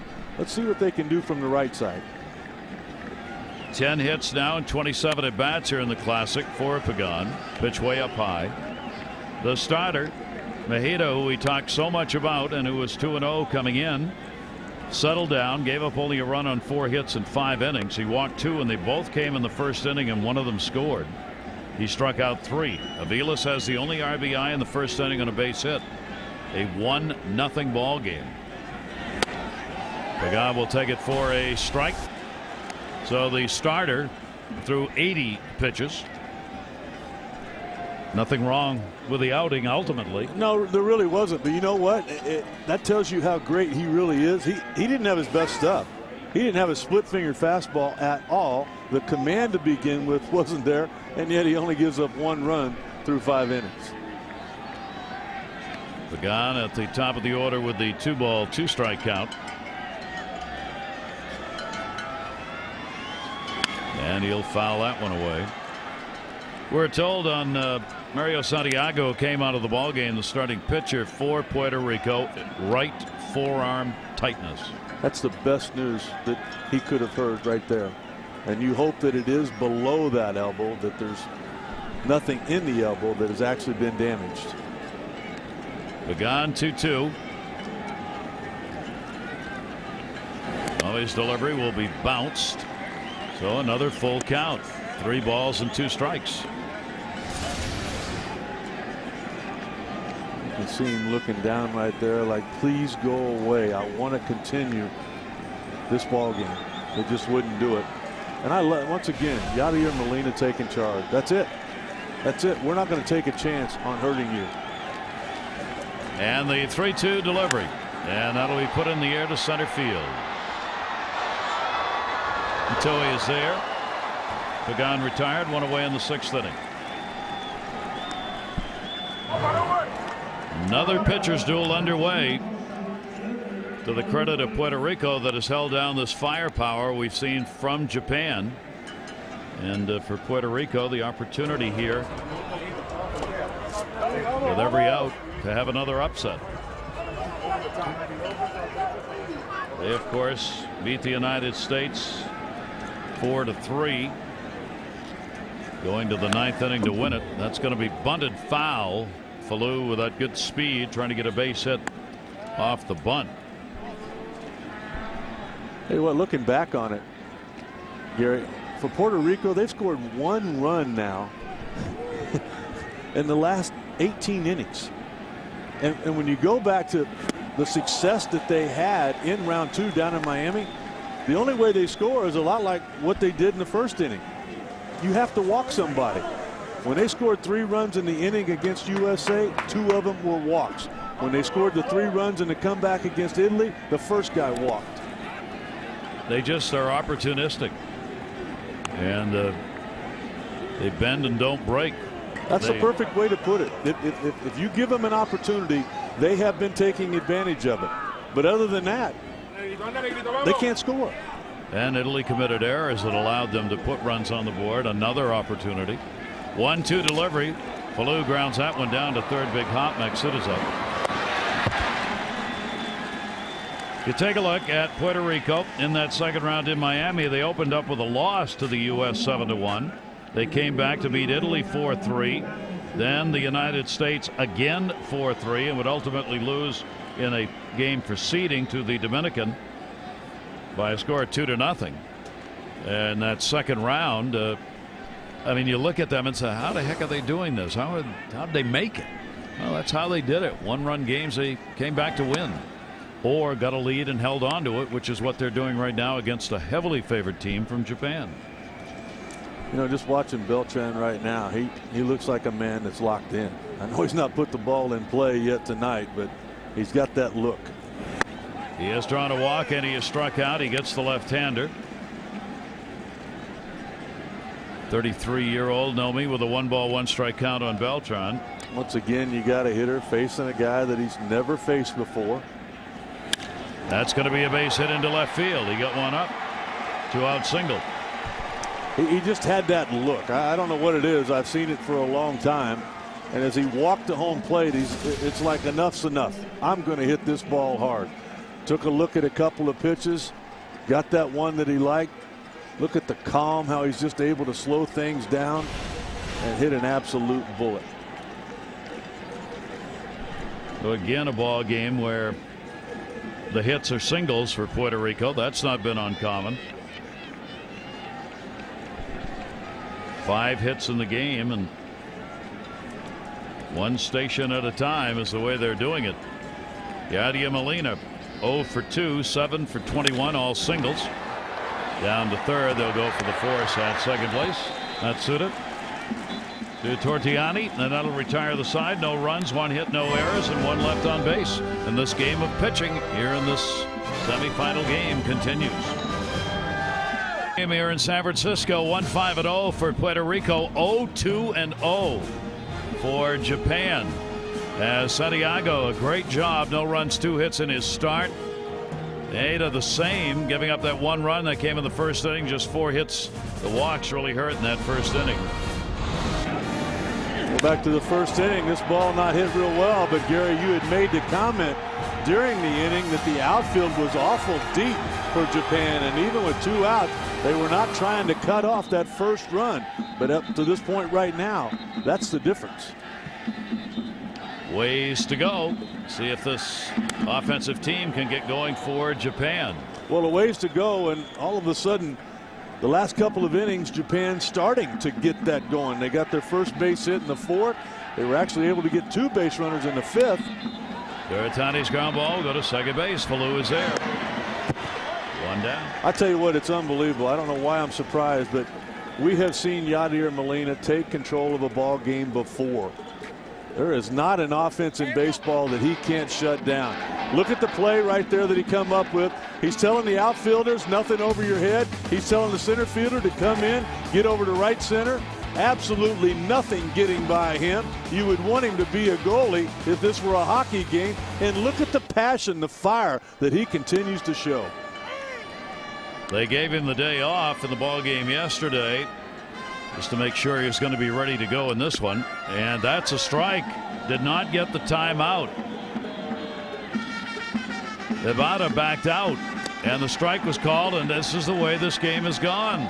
They just can't slow down these pitchers for Puerto Rico. Well, when they try to slow it down, they're not getting any help from the umpire, and he just simply waited too long to get that timeout. There's a breaking ball down in the dirt.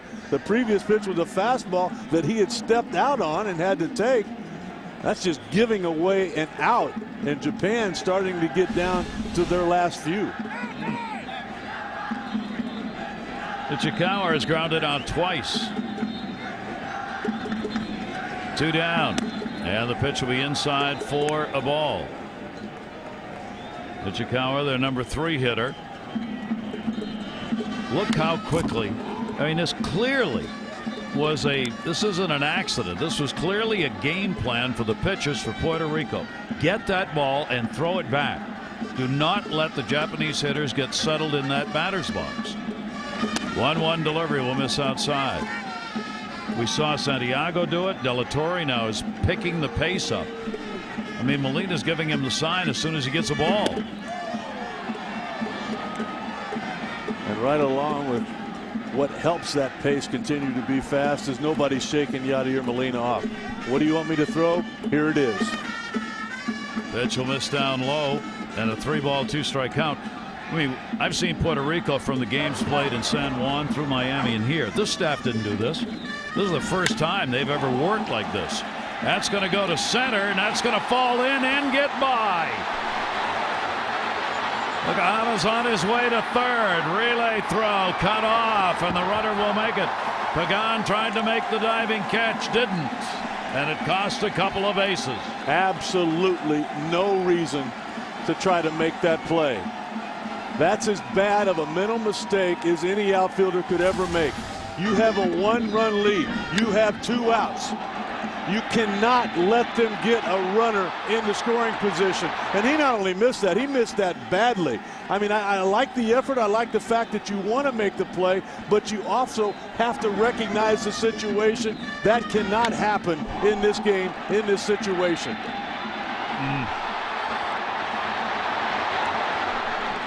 And Pagan, of course, is playing in a ballpark he knows very well. This is his yard. That's his position for the Giants. Well, and you force Edwin Rodriguez here to go get a left-hander. You can't be careful with Abe. You can't put him on because that would be the go-ahead run. You've got to go bring a left-hander in now. Japan gets a runner to third. Fans from Japan on their feet with a chance to get this ball game tied up or better. Shinosuke Abe coming up, their cleanup batter. He is 0 for 2 in the ball game. He's had a couple of home runs in the Classic. 2 down, runner at third. Cedeno outside for a ball. The last time Cedeno was on the mound, it was the same kind of situation. He was brought in to face the cleanup hitter for USA, which was the left-handed hitting Joe Mauer. He walked Mauer, and that was the only hitter that he faced that night. Abe with a big cut and a miss. Abe, the batting champion in the Central League, the MVP, and a tremendous year for this soon-to-be 34-year-old. 340, 27 homers, 104 RBIs. 1 ball, 1 strike count. He will foul that one away. And Cedeno gets ahead of him, 1-2. Boy, that was a great pitch there on the inside part of the plate. Not seen a great breaking ball out of Cedeno like with most left-handed relievers. Seen a lot of good fastballs. Here's the 1-2 delivery. Abe goes down swinging with a breaking ball. And Cedeno comes on and gets it done. No runs, 1 hit, no errors, and a base runner left at third. That's 4 left on by Japan in the last 3 innings, and 3 of them have been in scoring position. Puerto Rico keeps the miracle going. 1-0 lead for Puerto Rico. The best result they had in a World Baseball Classic was in '09 when they finished 5th. First time they have made it to the semifinal, and here they are against a heavily favored team from Japan, and they've got the 1-0 lead in this ball game, and they have played well, getting big outs. Edwin Rodriguez's team so far getting it done. Let's go back and take a look at what happened in between innings. There's only one guy that could have done this, and that's Yadier Molina. With all the experience that Angel Pagan has out there in center field, there's not a coach, there's not a manager or another player that could have said anything that would have been received as well as that was. That ball's going to be a base hit into right field. Mike Aviles. Boy, what a classic he's having. That's a couple of hits. He's got the lone RBI, 2 for 3 in the ball game, and a leadoff single here in the 7th. So for Puerto Rico, they're doing it the hard way. One station at a time. Well, and you know what? They're just taking advantage of the mistakes that Japan has made. And they made a couple of mistakes in the first inning with the 2 walks. Aviles capitalized with the base hit. Right, all of a sudden there on an 0-2 pitch, Aviles says, if you're going to give me something to hit, I'll take advantage of that. The left-hander Nomi on the mound will face Rios, who is 0 for 2. He is due 3 for 24. And the throw over to get Aviles back to the bag. Well, Japan is just so well coached. They're going to make that throw to first to see if Rios would tip his hand like he might be bunting. And the only reason for that is because of how much he has been struggling. Nobody out. And he lifts that one down the line. It is going to be a foul ball. Even though it's just a long strike for Alex Rios, Gary, that had to feel good. I mean, just to finally square something up. Taking a chance right now, leaving the left-handed reliever in to face the right-handed power hitter, but they also know there's another left-hander in the on-deck circle. 0-1 count. Aviles not going anywhere. And the pitch will miss, and the count goes to 1-1. Rios, 25 homers, 91 RBIs last season with the Chicago White Sox. Outstanding outfielder. Just trying to get the swing down here in the spring training time for these major league players. Rios is a guy that's driven in over 100 runs 4 times in his career. 1-1. Oh, mercy. Way back and goodbye. Home run.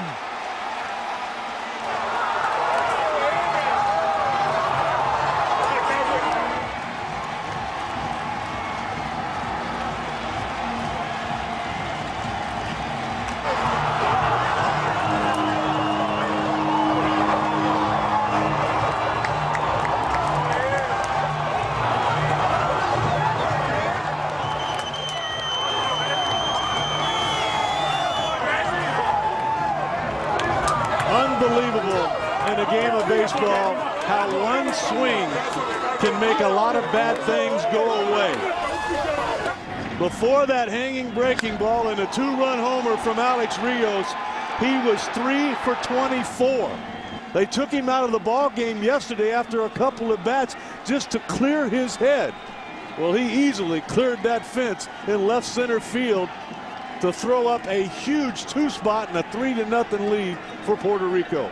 His first RBIs of this World Baseball Classic. And really, Rick, I think the mistake was leaving the left-hander in. If he was going to hit a long bomb off somebody, it was going to be a left-hander. And you know, we've seen Japan do this. What about after the first breaking ball? And I mean, he crushed it down the line, just foul. You wanted to see it again. They threw the same pitch. And it happened again. Only fair. No, yeah. Nomi's out of the ball game.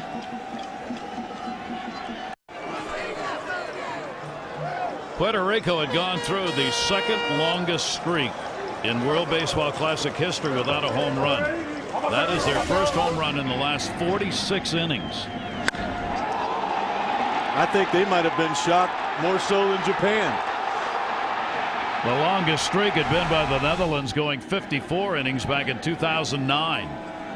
What an opportune time and what a game. A 3-0 lead as Rios delivers the homer, 2 RBIs. And drives Nomi out of the ball game. And now against the left-hander, you get a right-hander coming on to do the pitching. Gary, just all seems kind of backwards, doesn't it? Yep. I mean, it's obvious now that the right-hander is coming in at least 1 hitter too late. Tadashi Setso, ground ball down to first. That will be fouled by Rivera, who's got a base hit, 1 for 2 in the ball game. When you look at the numbers, Setso's really one of the better relievers that they have, one of the better options. I would imagine that if he has a little bit of success, he's going to be in there for a while. Once again, as there has been throughout the game, activity in Team Japan's bullpen. But I think this is the guy that they're hoping can hold it right there, and in hopes that in the last 3 innings that they have an opportunity to hit, they can get something going. Puerto Rico getting just their 2nd home run of the Classic. Aviles has the other. And right now with a 3-run lead, 3-7-0. Puerto Rico 0-3-0 for Japan.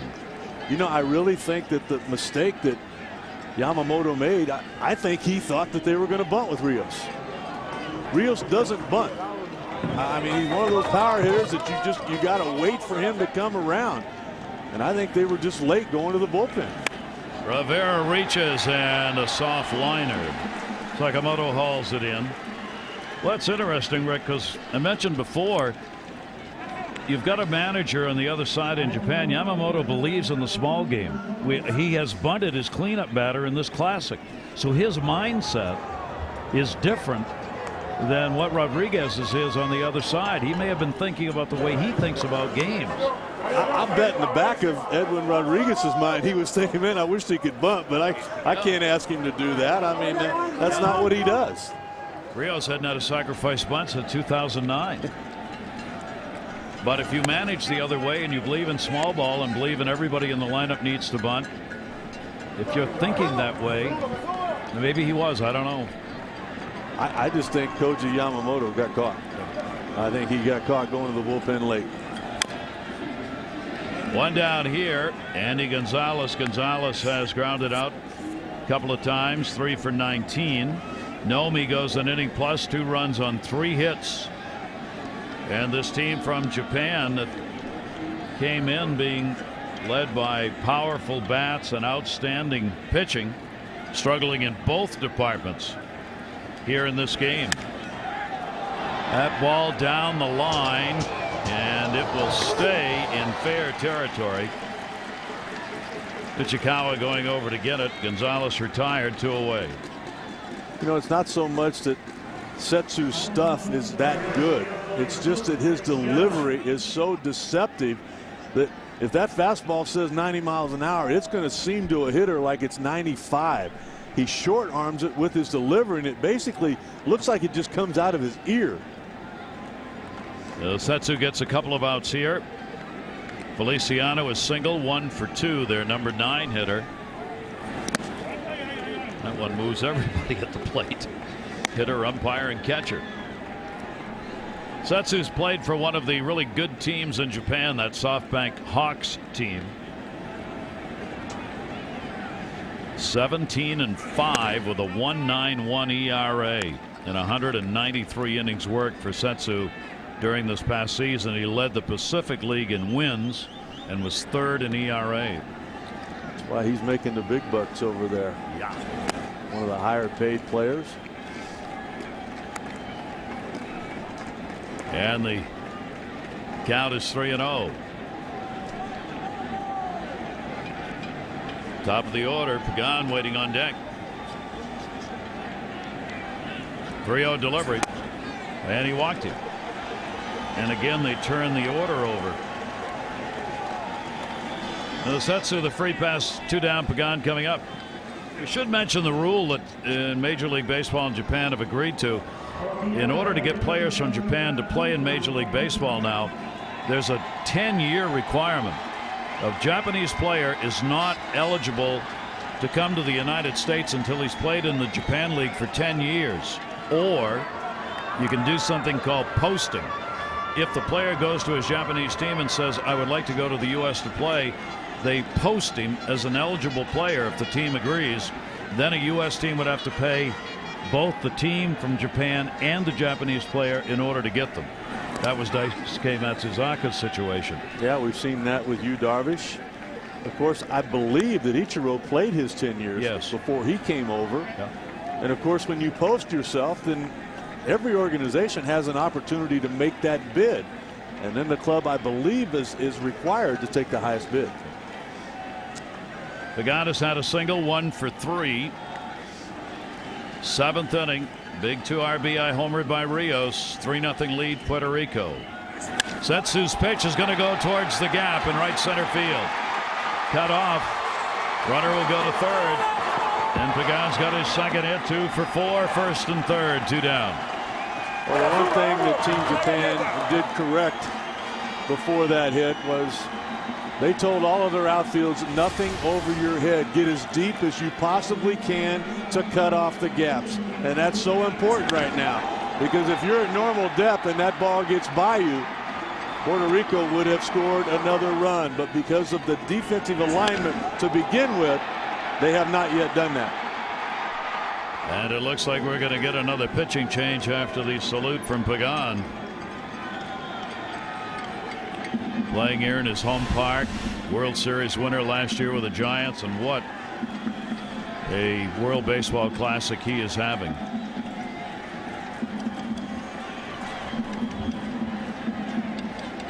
Yamamoto will make the decision here on the pitching change. They'll come to the home plate umpire to give the changes they're going to make. So they're going to go to the bullpen again. Keep in mind, this is a must-win game.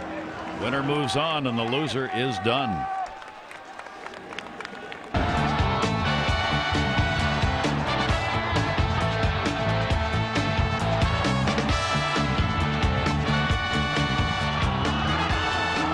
Rios with a monumental blast in this ball game here in the 7th inning, bringing in Aviles ahead of him, who had singled.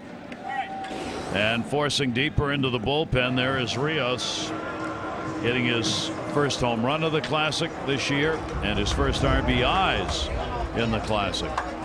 And they could not have come at a more important time. You know, the one thing about Puerto Rico, though, is, as we mentioned earlier, it's not the bullpen of the Dominican Republic. I mean, a 3-run lead right now with 3 innings to go. That game's over with Tony Peña's team. You just don't know if 3 runs is enough. So this becomes an even more important at bat. First and third, 2 down. Falou up. And he'll take the pitch up high. Seguchi, the left-hander, a 12-4 record last year in Japan with a 2.04 ERA. Another starter working out of the bullpen. He had 24 starts. Here's the 1-0 delivery. Ground ball towards third base, looking for the final out at second. They will get it there. Matsuda will make the play at third. But what an inning. They pick up the 2 runs, 3 hits. Rios the homer. 7th inning stretch time in San Francisco. Back here in San Francisco for the first of the 2 semifinals in the World Baseball Classic. The Netherlands and the Dominican Republic will play tomorrow night. We'll have that game for you. But tonight, bottom of the 7th inning, Puerto Rico leads it. Japan batting. Can this bullpen of Puerto Rico hang on to this 3-0 lead? Japan's had only 3 hits in the ball game. Sakamoto, one of them, a single, 1 for 2. And a 1-1 count.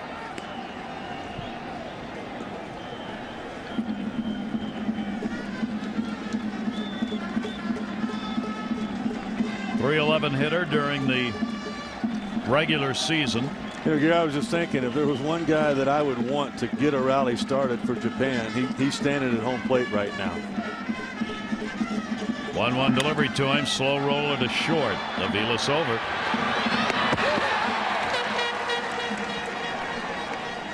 One down, bottom of the 7th. As we look at the lineup and what has not happened for Japan, the thing that jumps out at me is right in the middle there. Abe has been their big horse, one of the best players over there in Japan. The last couple of times he has been up, it's been with runners on base, and yet he has not been able to come through. Really a tremendous job by this team from Puerto Rico. They haven't given up. Oh, and that hit him. Cedeno came inside. Itoy gets hit with one away. Right now, even though that hurts, it has to feel good in a lot of ways for Japan. They need base runners. They're not the type of team in this ballpark that's going to hit 4 solo home runs to come back and get the lead. They're going to need some help. And just like what Puerto Rico did when they got some help, now it's time for Japan to capitalize. Puerto Rico's had their pitchers hit 6 batters in this Classic. See if this matters. Show Nakata up. and will take it for a strike. Nakata has drawn a walk, and he is flied out. Japan has not been able to have patience thus far in the ball game, but they have got to find it now and try and get some pitches to hit off this bullpen of Puerto Rico. 0-1 delivery. That was fisted left center field. Feliciano's there. 2 down. Tell you what, Gary, we have given Yadier Molina a lot of credit for putting down the right fingers, but you have got to give the pitchers tonight credit for hitting that glove. That's exactly where he wanted that fastball. Look at the glove, and it literally never moved. That fastball in on his hands, and he knew when he hit it that it wasn't going anywhere. So 2 down. Looking over into the dugout now. Nakata is due up. He obviously is going to go back. And we will, or Inaba's due up rather. And with the left-handed reliever on the mound. They've got the bullpen active here, so there could be an answer if they choose. Chono is going to come to the plate. He has been one of the leadoff hitters for this team in the Classic. He and Toritani have gone left-right, depending on who's pitching. And let's see if Puerto Rico wants to match it up here. It doesn't look like it. Ricky Bonas is running out to mound. A little bit of advanced scouting report that these two teams have on each other. And I really don't think Puerto Rico started planning on Japan until yesterday. And when they put the lineup out that didn't have Yadier Molina in it, we kind of felt like, all right, they're planning on playing Sunday night. They haven't had time to think about anything except the game that they're in. Proud to have one of the world's most recognizable blimps providing coverage of today's game. The unique aerial views of the World Baseball Classic delivered live from our friend and I in the sky. MetLife's Snoopy 2. Great night to be upstairs. Chono at the plate, runner on at first base, and will take the pitch inside. So going to the bench here to try and find some offense and maybe get that potential tying run to the plate. 4 for 17, no home runs, but 6 RBIs for Chono. Itoy at first base, hit by a pitch. There are 2 away, however. Xavier Cedeno, the 27-year-old left-hander on the mound, came on to retire to get the final out in the 6th inning. Now trying to work his way through the 7th. 1-1. That'll be outside. You better make a good pitch here. This is one of the top power sources that Team Japan has on their bench available. He's going to be looking for that fastball right now and trying to do some damage with it. 2-1 delivery on the way to him, and the off-speed breaking ball is in there for a strike. Well, I can't tell you what a great pitch this is. Look at the location. Watch the glove down and away. Once again, as always with Yadier Molina, it was caught perfectly. The guy catches that in the webbing so that he keeps the majority of that glove in a better spot. And the 2-2 delivery is swung on and missed, and the tag put on. And Cedeno gets the strikeout. No runs, no hits, no errors. 1 left on base. 7 complete. And Puerto Rico trying to pull the upset, leading it 3-0. So we are back. A 2013 World Baseball Classic, and a classic it is right now. The fans for Japan hoping, but running out of time. 3-0 Puerto Rico. And a strike taken. This is Beltran. Molina will follow, and then Aviles. A single, a walk, and he is struck out. And the pitch will be taken up high for a ball.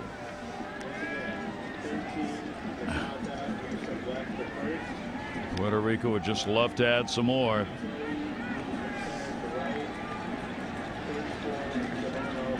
Suguchi on the mound. Trying to find some outs here. Pitch will be taken away for a ball. 2 ball, 1 strike count. The 4th pitcher used in the ball game by Japan. Loose ball from the bullpen. Really back by Bill Miller, the umpire. Gary, Puerto Rico has played the spoiler role in each one of the rounds that they've been in. It was a 6-3 win over Venezuela in the first round that knocked them out. And then, of course, in the last round, that 4-3 victory over USA ended their tournament. And now they're trying to do the same thing here to Japan.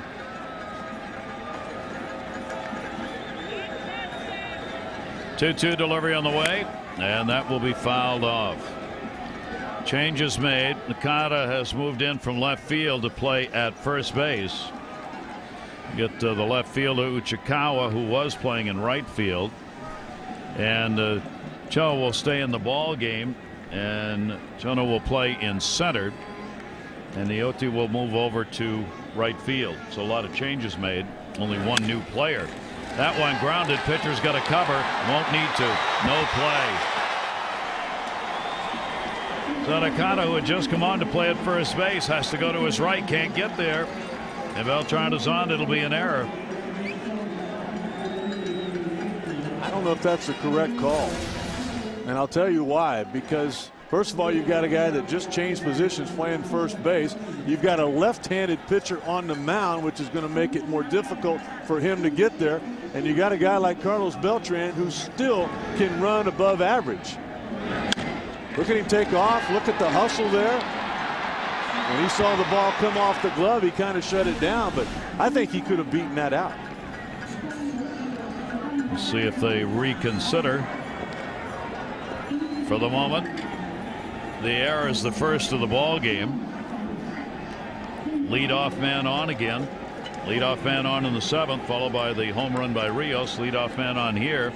Here's Yadier Molina with Rios on deck. Molina 0 for 3 in the ball game, 7 for 22 in the Classic, and that is in for a strike. We'll never know if Carlos Beltran could have beat him to the bag or not because of the ball hitting off the heel of the glove of Nakata. And again, I'm surprised. There's a right-hander in Japan's bullpen ready to come in, and they're going to let Yadier Molina face a left-hander. It has been all backwards in that regard in this game. Molina will take the pitch, and it goes to 1-1. I mean, as you have said many times, it's win or go home. There's no reason to save anybody.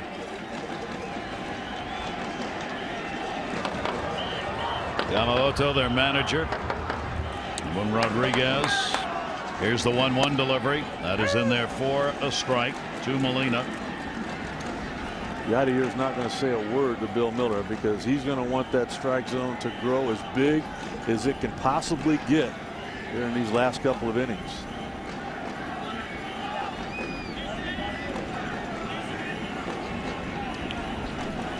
The base runner over there. Beltran at first. And the ball off the fist towards center field. Tono will move in and make the catch. Molina's retired. Winner of this is going to move to the championship game, and the winner of this game will play the winner of tomorrow night's game. It'll be the Netherlands taking on the Dominican Republic in another game in which the Dominican will be a heavily favored team. So far, that hasn't mattered in this game. And coverage of the World Baseball Classic. You take a look at how it came down with Japan defeating the Netherlands 10-6 in that final game. And the Netherlands, a surprise team to make it here, adding a couple of players after that last round. And they will have to do the same thing Puerto Rico has done so far here tonight, and that's play the spoiler role to try and get to the championship game over a powerful team from the Dominican. 1-0 delivery. That is going to be there for a strike. Mike Aviles. You know, I know that Japan, this team here, does not have the star power, if you will, that the team in 06 and 09 had.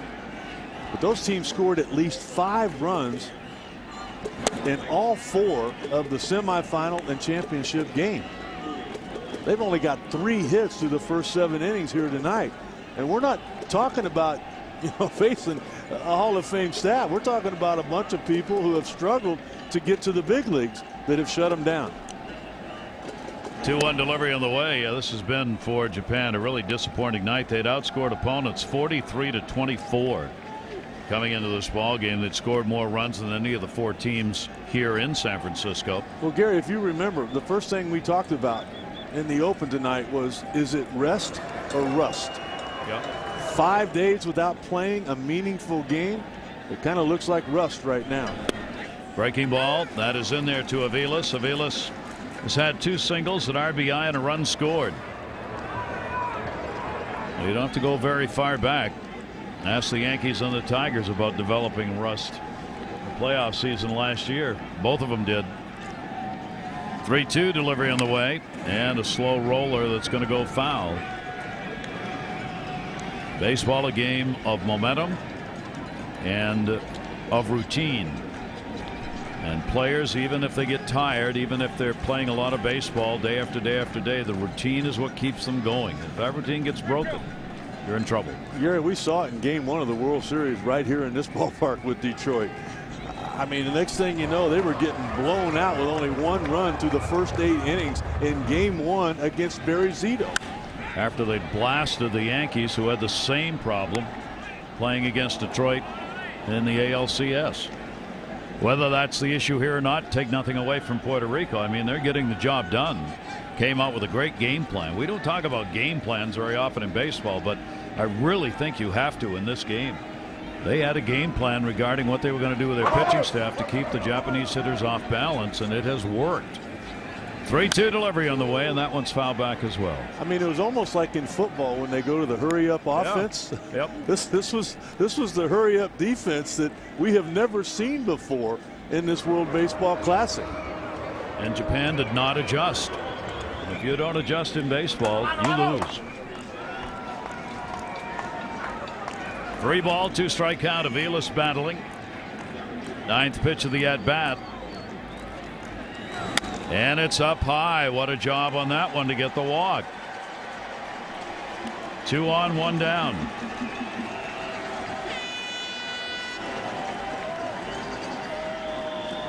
And we are going to get, I think, another pitching change right here. You can tell by the looks and the faces of those players from Puerto Rico starting to feel it. You can't let it. They know not done yet, but boy, they want this thing over. They're that close, and they're starting to taste the upset.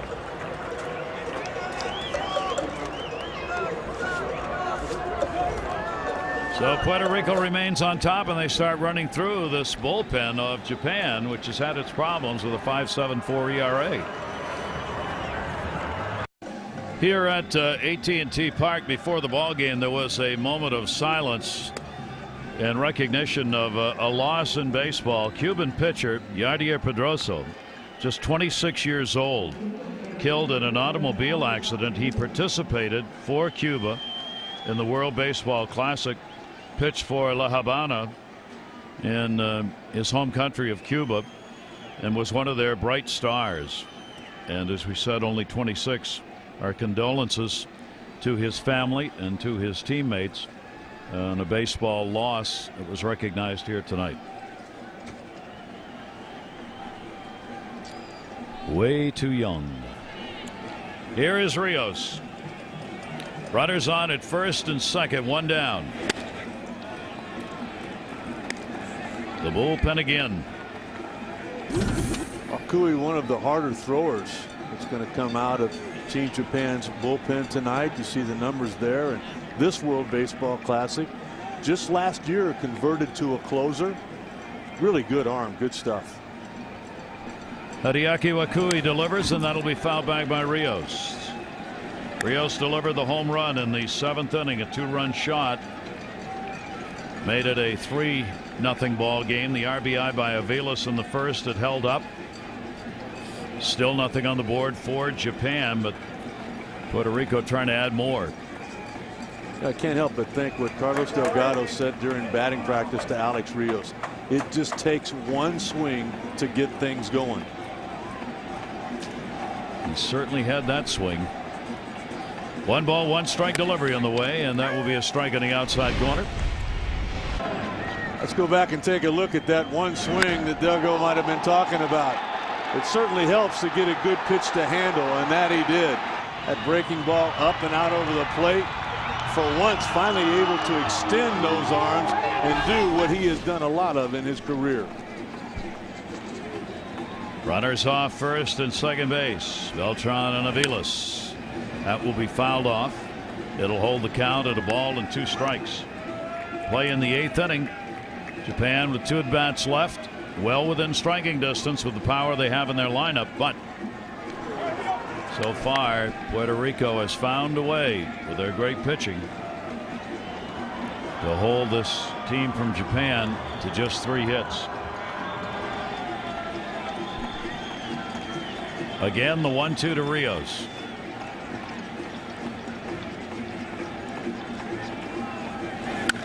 Down to first and foul. Of all the players that the outfield is shortened up on, Rios is the one, and it's because of the runners. They want to have a play at the plate, but they've really moved in. Juono in center field is way in. Ichikawa in left has moved in a few steps. Really, the right fielder's the only one back in a normal position. You know what? If the center fielder were positioned where he is right now, the first run driven in by Aviles, he could have caught it where he's standing. Yeah. They've played deep on everybody all night and now move in. 1 ball, 2 strike count. Rios will take it outside.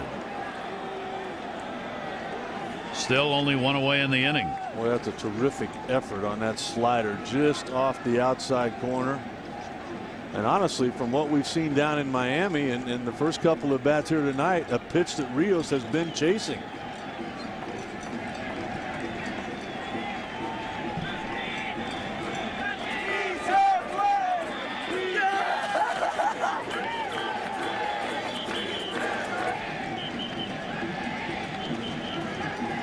Runners off first and second. The 2-2 delivery. That's going to go to center. He wasn't close enough to catch it. Good read. Beltran coming. He's going to have to be held. That's why they had him in. They had him in for the play just like that. And for the moment, at least, it'll hold the runners with the bases loaded and 1 down. Well, you got to give Carlos Beltran some credit as well for recognizing, Gary, what you talked about. The outfield defense had shortened up, and he was not positive to begin with this ball was going to drop in. It was hit right there. All of a sudden, he had to turn around and take a look, remembering what had happened. And when he did that, there was absolutely no chance to send him. But with only 1 out, Team Puerto Rico still in a really good situation to bust this thing open. And the matchups continue. Again, we're going to go to the bullpen here. And only 1 batter faced by Wakui.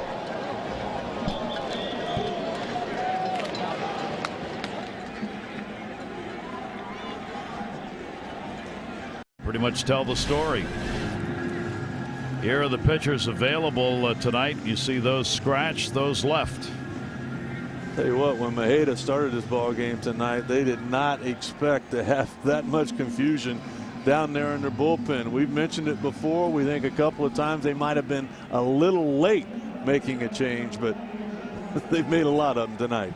Yamaguchi will come on to do the pitching now. The bases are loaded. Matchups: lefty against lefty.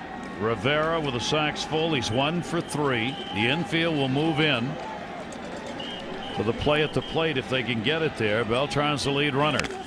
And that'll be fouled off at the plate for a strike. Yamaguchi, again, one of the better arms down there in that bullpen. Easily their top left-hander. See, the ERA is a little bit high. He's given up some runs in this thing, but he did not give up hardly anything a year ago in Japan. ERA of .84 in Japan, striking out 68 in 75 innings. 0-1 count. Infield stays in. Check swing. Did he go? Look to third. Yes, he did. Trevor Grieve with a call, and it goes to 0-2. Well, that makes things a lot more difficult than having a count of 1-1. If you take a look there, I do not agree with that call. Neither did Carlos Rivera. an opportunity for Edwin Rodriguez, the manager of Puerto Rico, go to that bullpen. Maldonado, a right-handed hitting catcher, first baseman. 0-2 delivery on the way. Got him. Didn't agree with that one either. Yamaguchi gets a big strikeout. I don't either. I think the count's 2-1 right now on Rivera. He absolutely had the bat taken out of his hand. Look at that pitch.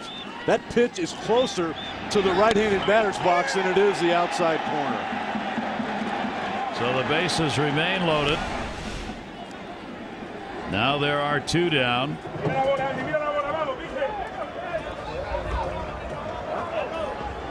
No question about what he was saying. And he's right. And here's Andy Gonzalez. I never minded as a hitter, and I've had hitters say that you take the first strike, the second strike. Okay, if you missed it, I don't have a problem. But don't take the bat out of my hands.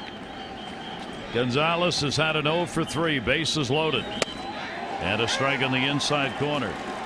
Yamaguchi coming on to try and get it done.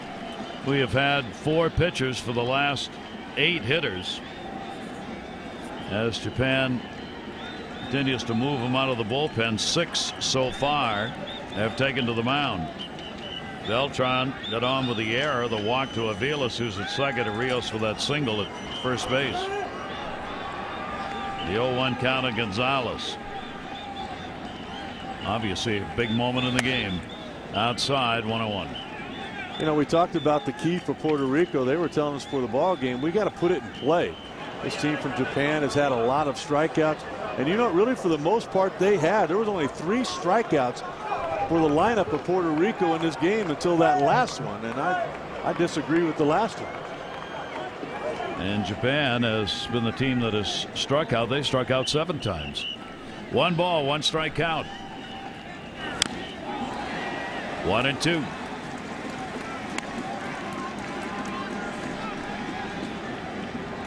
Very little momentum for the fans of Japan, for their ball club, for their dugout.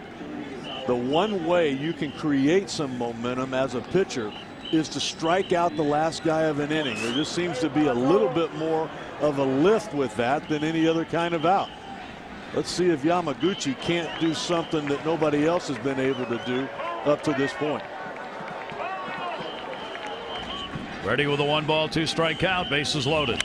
And a roller down to first base, right to the bag, and the easy out recorded. He got it down there to do it, so a good job by Yamaguchi. No runs, 1 hit, 1 error, and 3 are left on base. Will Puerto Rico pay for not being able to get another run in? We go to the bottom half of the 8th inning. Puerto Rico leads it 3-0.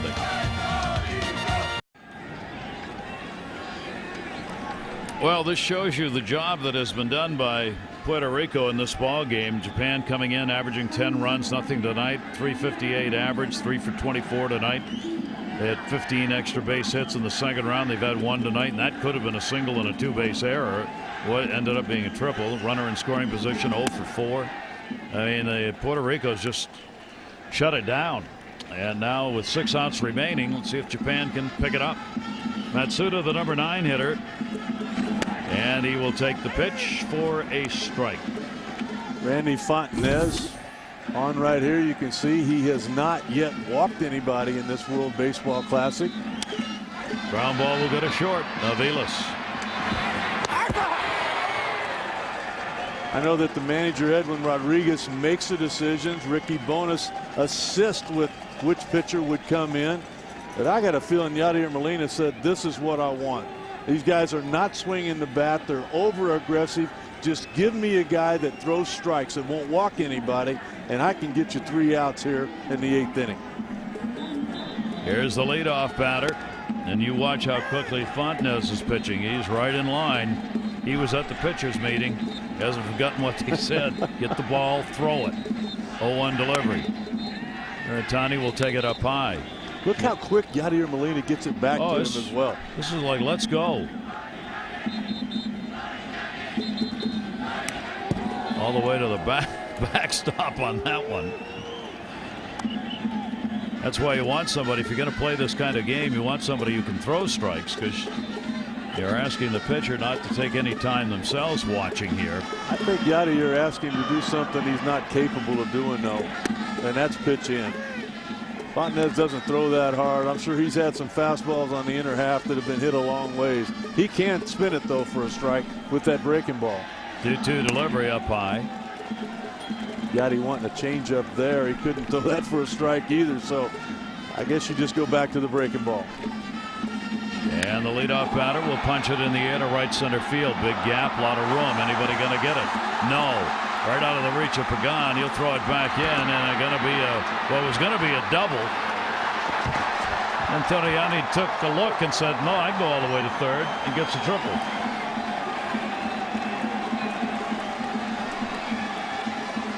Boy, really surprised for the second time with some of the poor defense displayed in the outfield for Puerto Rico.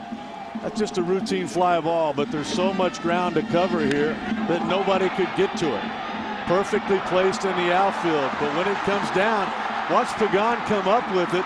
He really needed to plant his feet. If he planted his feet and he hit the cutoff man with a decent throw, it would have just been a double. But because of the throw just kind of thrown up into the air where no one could get to it, it was easy to go from second to third, and with just one out, more times than not leads to a run. Garatani on at third base. Second triple they've had in the ball game. Nevada with a chance for the RBI and get Japan on the board. They're not done. That is hit number 4 for Japan. And you've got the heart of the order starting in the on-deck circle, representing what could be the tie-in run. Nevada will take the pitch for a strike.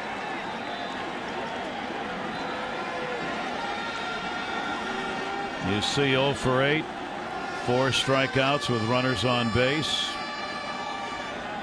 And the pitch will be up.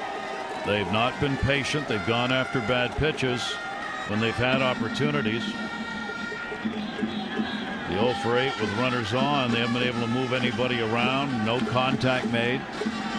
They're going to do it here. That's going to put them on the board.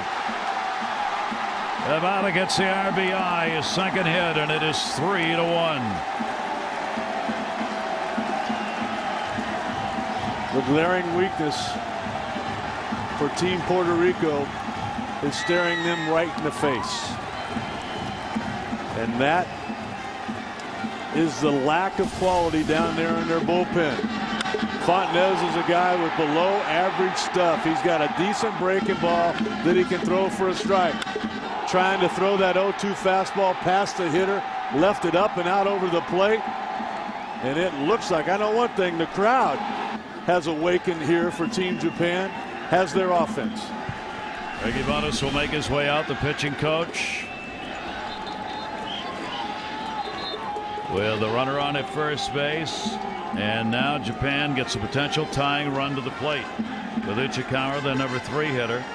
And Abe, their cleanup batter, on deck. Well, it's all about doubles right now. Both teams hoping for a double.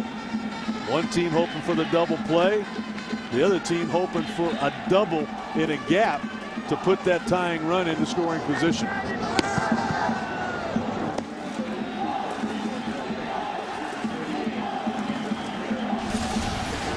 Just a really good at bat, a guy that can handle the bat.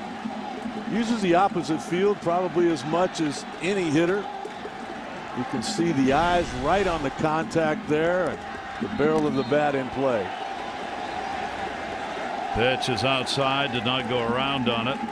Ichikawa's had a triple. 1 for 3 in the ball game. Devada on at first base, picking up his 4th RBI of the Classic. And Japan's got the part of the lineup up they want right here. Fontenez, he'll miss up high with it, and the count will go to 2-0. Bullpen, double barrel action. Puerto Rico, they're ready. Cedena worked an inning in the 3rd. He got a couple of strikeouts. De La Torre inning in the 3rd, and a walk, 3 strikeouts and a hit. That'll be in there for the strike.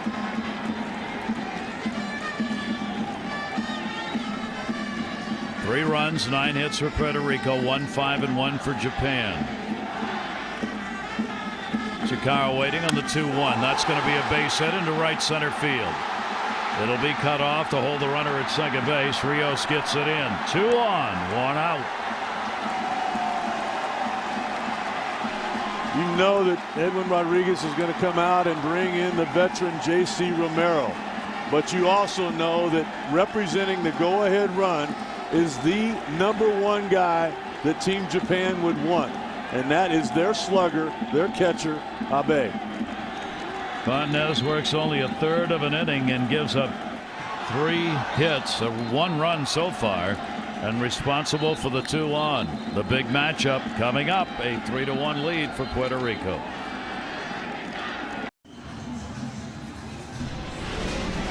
Well, for Japan, they know how to win games. They have won this World Baseball Classic both times it's been played.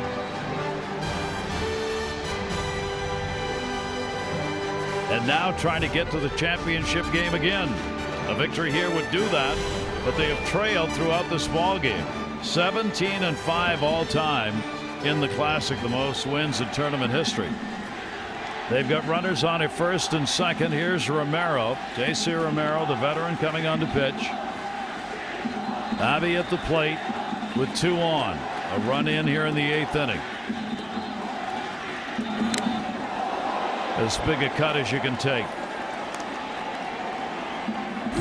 One thing we know about Romero, and we remember back in 08 with the Phillies, he threw a lot harder back then, but he is proud of that fastball. Likes to use it, needs to locate it to be successful. Abe, their cleanup batter. 0 for 3 in the ball game. Inside. A runner's gone. They got 2 at second base. Somebody missed a sign. There are 2 at second. Just run them back there. There's the tag. Uchikawa took off. Ibata did not at second. Somebody either thought they saw something or somebody didn't see something. What happened right there is that Uchikawa got a read on Ibata. When he saw Ibata take off, he put his head down to take off, as if to say, all right, we're going to get into scoring position ourselves. What a huge mistake on the part of Japan to possibly run them out of a rally, a possible big inning here in the 8th. One of the most fundamentally sound teams that you always see. Gives up and out. 1 ball, 1 strike count. Abe will foul that one off. And the count goes to 1-2. Molina unassisted on the tag at second base. Just ran out. Ran him towards the bag. Boy, when everything was starting to fall apart for Puerto Rico in the 8th inning, having the bases loaded with just 1 out, not able to add to that lead. Delivery to Abe will be grounded down to second base, and the outfield grass Falou makes the play and gets the out. And that is it for Japan. 1 run, 3 hits. 2 could have been left on base, but 1 big mental error. Puerto Rico leads it by 2. Well, the fans from Japan trying to figure out what's going on here. 1, their ball club's down 3-1. 2, a big mistake on the base pass by Uchikawa, costing the out. Now Puerto Rico will try and add to it. We're in the 9th inning. You know, if we would have thought there would have been mistakes tonight, we would have thought it would have been the other way around. Absolutely. If there was one team that was going to make an error, it'd be Puerto Rico. No, it's been Japan. If there was one team that would run themselves out of an inning. Puerto Rico's done it all right. Feliciano, the number 9 hitter. He's walked, singled, and into a double play. Pagano and then Falou at the top of the order. 3-9-0 for Puerto Rico. 1-6-1 for Japan. Puerto Rico's left 8 on base. Japan has left 6. Check swing. He went around. Home plate umpire Bill Miller makes the call and a strikeout. Let's go back and take a look at what happened there. Watch Romero. Romero's really slow to home plate. The high leg kick. I love the fact that they thought about running. If you're going to steal third base, more times than not, it's easier off a left-handed pitcher. There's none easier than that of J.C. Romero. But all of a sudden, for some reason, Ibata decided, you know what, I didn't get a great jump. I'm just going to stop. Well, that was too late for Uchikawa. He was already off and running. His head was down, and the out was recorded. Amazing. Here's Pagan, top of the order. He's had a couple of hits. 2 for 4. Now has had 11 hits in 29 at-bats in this World Classic. How many times do you try to steal second base and you're tagged out by the catcher? Well, that's the other thing that happened there. I mean, Molina, number one, smart enough to go out and make that play. But if you're the base runner caught, you got to go back to first. You got to force a throw. You got to do something. Yeah. You can't just stand there and be tagged. You got to try and have an error committed, an errant throw, let the runner from second have a chance to go to third, anything. But he just stood there. Get as many throws as you possibly can. Just make him do something, not just run out and tag you. He went around on that one, and a 2-ball, 1-strike count. That's interesting, too. The official scoring on that is a caught stealing with an unassist to the catcher. You don't see many of those. Well, you're going to see Yadier Molina get a lot of caught stealing. Wow. But I don't know that he's ever had one like that before. You may never get another one of those. 2-1 delivery down the line and right into the bullpen and foul.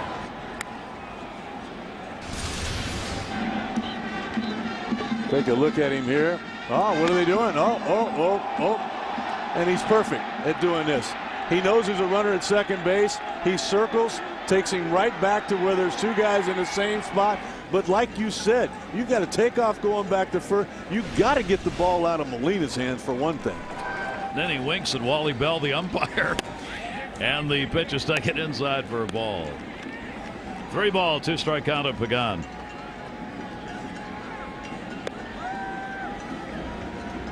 Another outstanding offensive night for Angel Pagan. Couple of base hits already. Look at him working the count here, trying to get something going. 3 balls, 2 strikes. And he got him. Yamaguchi's been tough. That's 3 strikeouts since coming in. 3 of the 4 hitters he's faced. I'll tell you what, Gary, for me, most of these guys, this is the first time I've seen them in person. This is the most impressive stuff that I have seen yet tonight. Real good breaking ball. Falou coming up for Puerto Rico, an RBI first inning by Aviles, a 2-run homer in the 7th by Rios to give them the 3-0 lead. They've out-hit Japan 9-6. Japan's RBI Ibata picked up in that 8th inning, and bunting for a base hit. Falou will foul it back. Seagulls are arriving, indicating the ball game must be close to an end. They are the only Seagulls in the world who understand a baseball game and know by looking at the scoreboard where we are in the game, and that it's almost time to eat all the goodies that are going to be left behind because these stupid humans are going to be leaving shortly so we can have some dinner.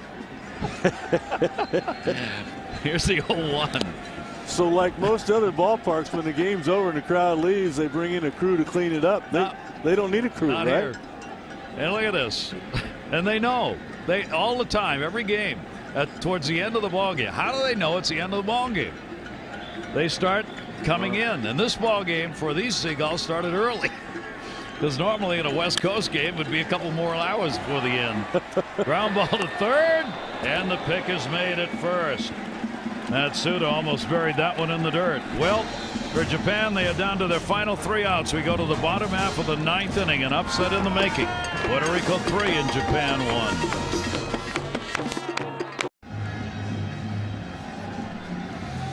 Now the fans, as we've seen in all of our sites in the World Baseball Classic, they've been so great. I mean, they really make the World Baseball Classic. The fans get into games, and the noise has been unbelievable.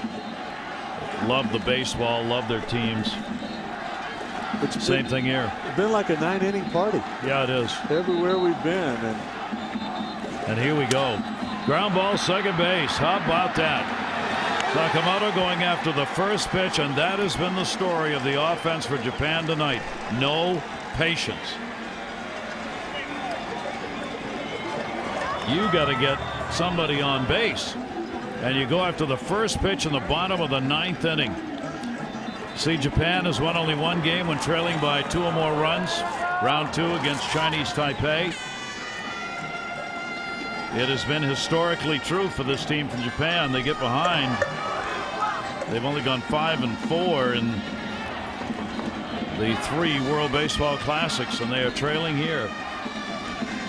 You know, Gary, that absolutely shocks me as well, because there's not a team in baseball in the big leagues when you're down by 2 runs in the 9th inning that would not send the first guy up there and say, take a strike. He might walk you on 4 or 5 consecutive pitches, but they were up there swinging at the very first pitch, down by 2. Itoi will take the pitch inside. He has gone 0 for 2 and been hit by a pitch. You got to take that off your rear end. You have got to do, you can't budge up there at home plate when you're trying to get the tying run up. You don't want to get out of the way of that. 1 down in the 9th. On the mound, Romero stays on. They've got the bullpen, of course, ready. Pitch is taken inside. 2 ball, 1 strike count. Japan's got to get a runner on to bring the potential tying run to the plate in this game. Cabrera's in the bullpen. Fans for both sides are up here. 33,683 the attendance. 33,683. 2-1 delivery. Inside. 3 ball, 1 strike count. Boy, Yadier Molina wanted that pitch, and he actually immediately turned and looked at home plate umpire Bill Miller.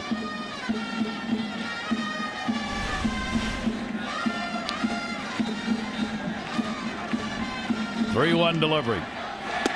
That's there.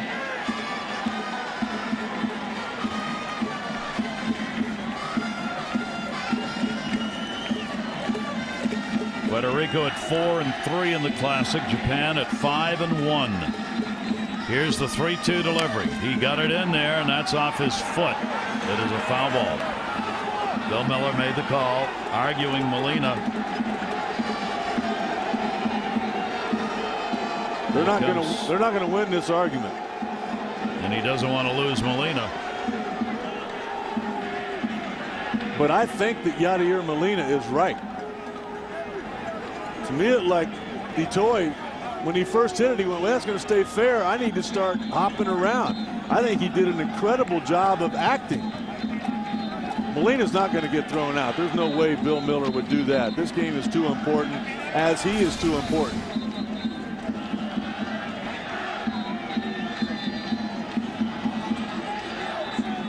Never touched him. No, sure didn't. And he slipped coming out of the batter's box. That's all it was right there. And then he decided just to play it out. If it would have touched him, it would have hit off that shin guard, which he never would have felt. You got to give him credit. I mean, he did the only thing he could do to keep this at bat going. Here's the 3-2 delivery, and it worked. Keep that in mind. He should have been out. But the acting job worked, and the potential tying run's going to come to the plate in the bottom of the 9th. And now the only thing that's coming out of the ball game is going to be Romero. Edwin Rodriguez will go to the bullpen and bring in his last closer, Cabrera.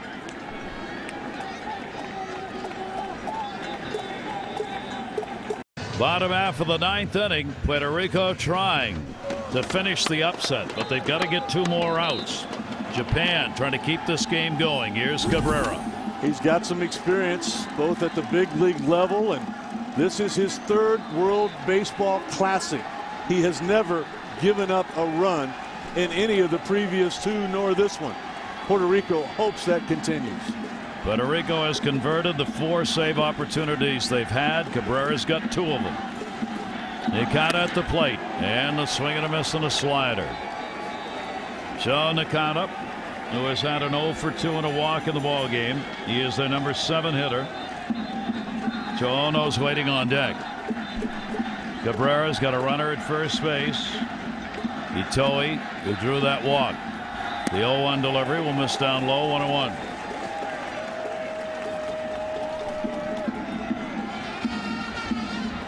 Matsui's come out to be the pinch hitter. Kazu Matsui, who has major league experience, hoping for a chance at the plate.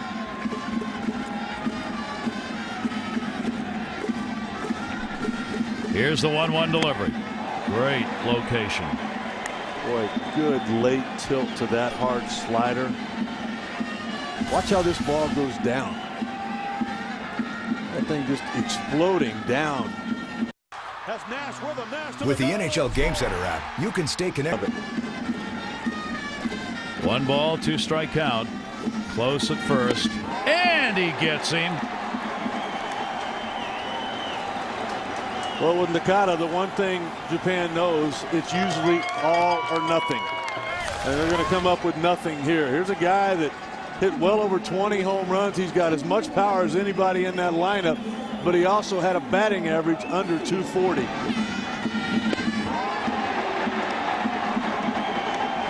Puerto Rico is 1 out away from pulling a stunning upset in the semifinal game.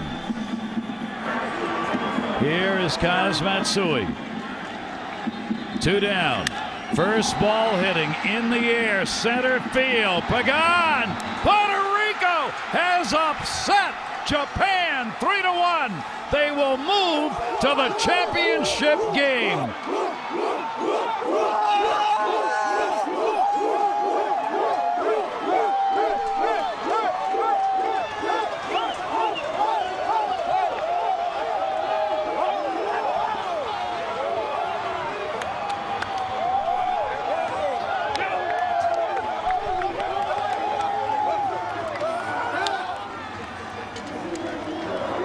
When they talk about a perfect game, they're usually talking about a starting pitcher.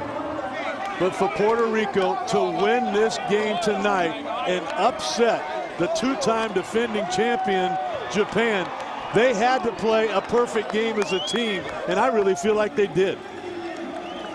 I will want to hear from Ricky Bonas, the pitching coach of Puerto Rico, on the game plan they came in with, because against this very talented, very powerful offensive team from Japan, they just shut them down. They never let this ball game get started for the Japanese offense. I mean, Japan's going to go into the dugout and ask, when does the game start? Well, I'll tell you what, for me, Gary, it started in the bottom of the 8th inning. When they started out with a triple and a couple of base hits, and they had men on first and second. They had a situation to run. They had speed on the base paths. Ibata took off to go to third. All of a sudden, Uchikawa saw that. He takes off, and they run themselves right out of an inning. And I agree with you. I think Uchikawa was in such shock and so embarrassed that Ibata didn't go that he just gave up. And that was when Molina was able to tag him, and that was really the last threat that they had. Well, an amazing ball game. There'll be a new World Baseball Classic champion, as Japan had won it the first 2 times around, and Puerto Rico, you're my former teammate. That's right, is going to go to that game against the winner of tomorrow night's game with the Netherlands and the Dominican Republic.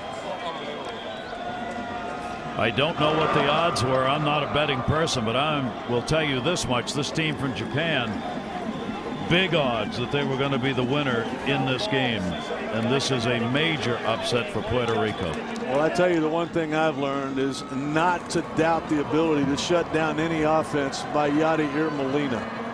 He did it in '06 when they won the World Series with St. Louis. He did it in 2011 when they shut down the powerful Texas Rangers, and he has done it once again.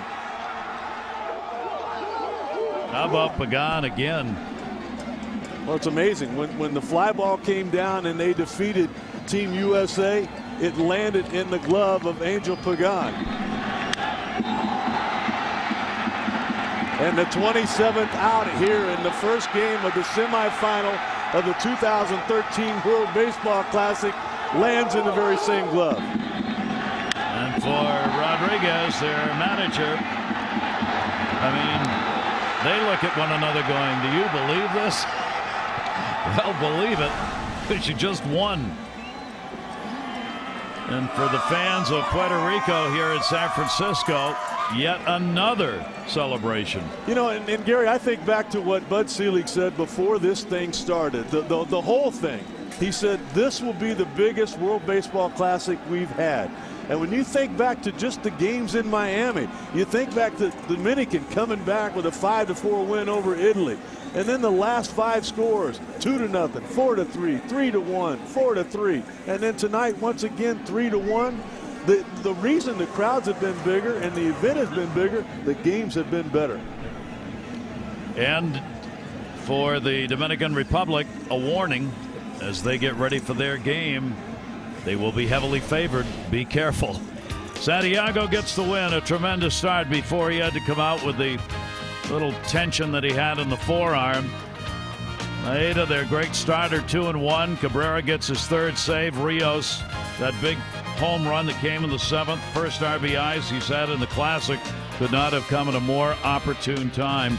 3-9-0 for Puerto Rico, 1-6-1 for Japan, and Puerto Rico will finally get a day off. After seemingly playing every day of this Classic, they will finally have a rest before the final game, and they will get to watch the ball game tomorrow night, and so will you if you come back and join us, as we'll get to take a look at another surprise team, and that's the team from the Kingdom of the Netherlands, which will go against the Dominican Republic, and they, like Puerto Rico in this game, will need a game plan as to how they're going to beat another powerhouse. Well, we kind of thought this game tonight would come down to some of the pitching. I look for a lot of offense tomorrow night. Both of those lineups are loaded. And that's going to do it here. Our 2000 World Classic is turning out to be a true classic. In the semifinal, Puerto Rico moves on. They face the winner. We will have that second semifinal game tomorrow at 9 Eastern. And the World Baseball Classic has brought a lot of surprises. For Rick Sutcliffe and all of our crew here in San Francisco, I'm Gary Thorne. See you tomorrow night. Adieu.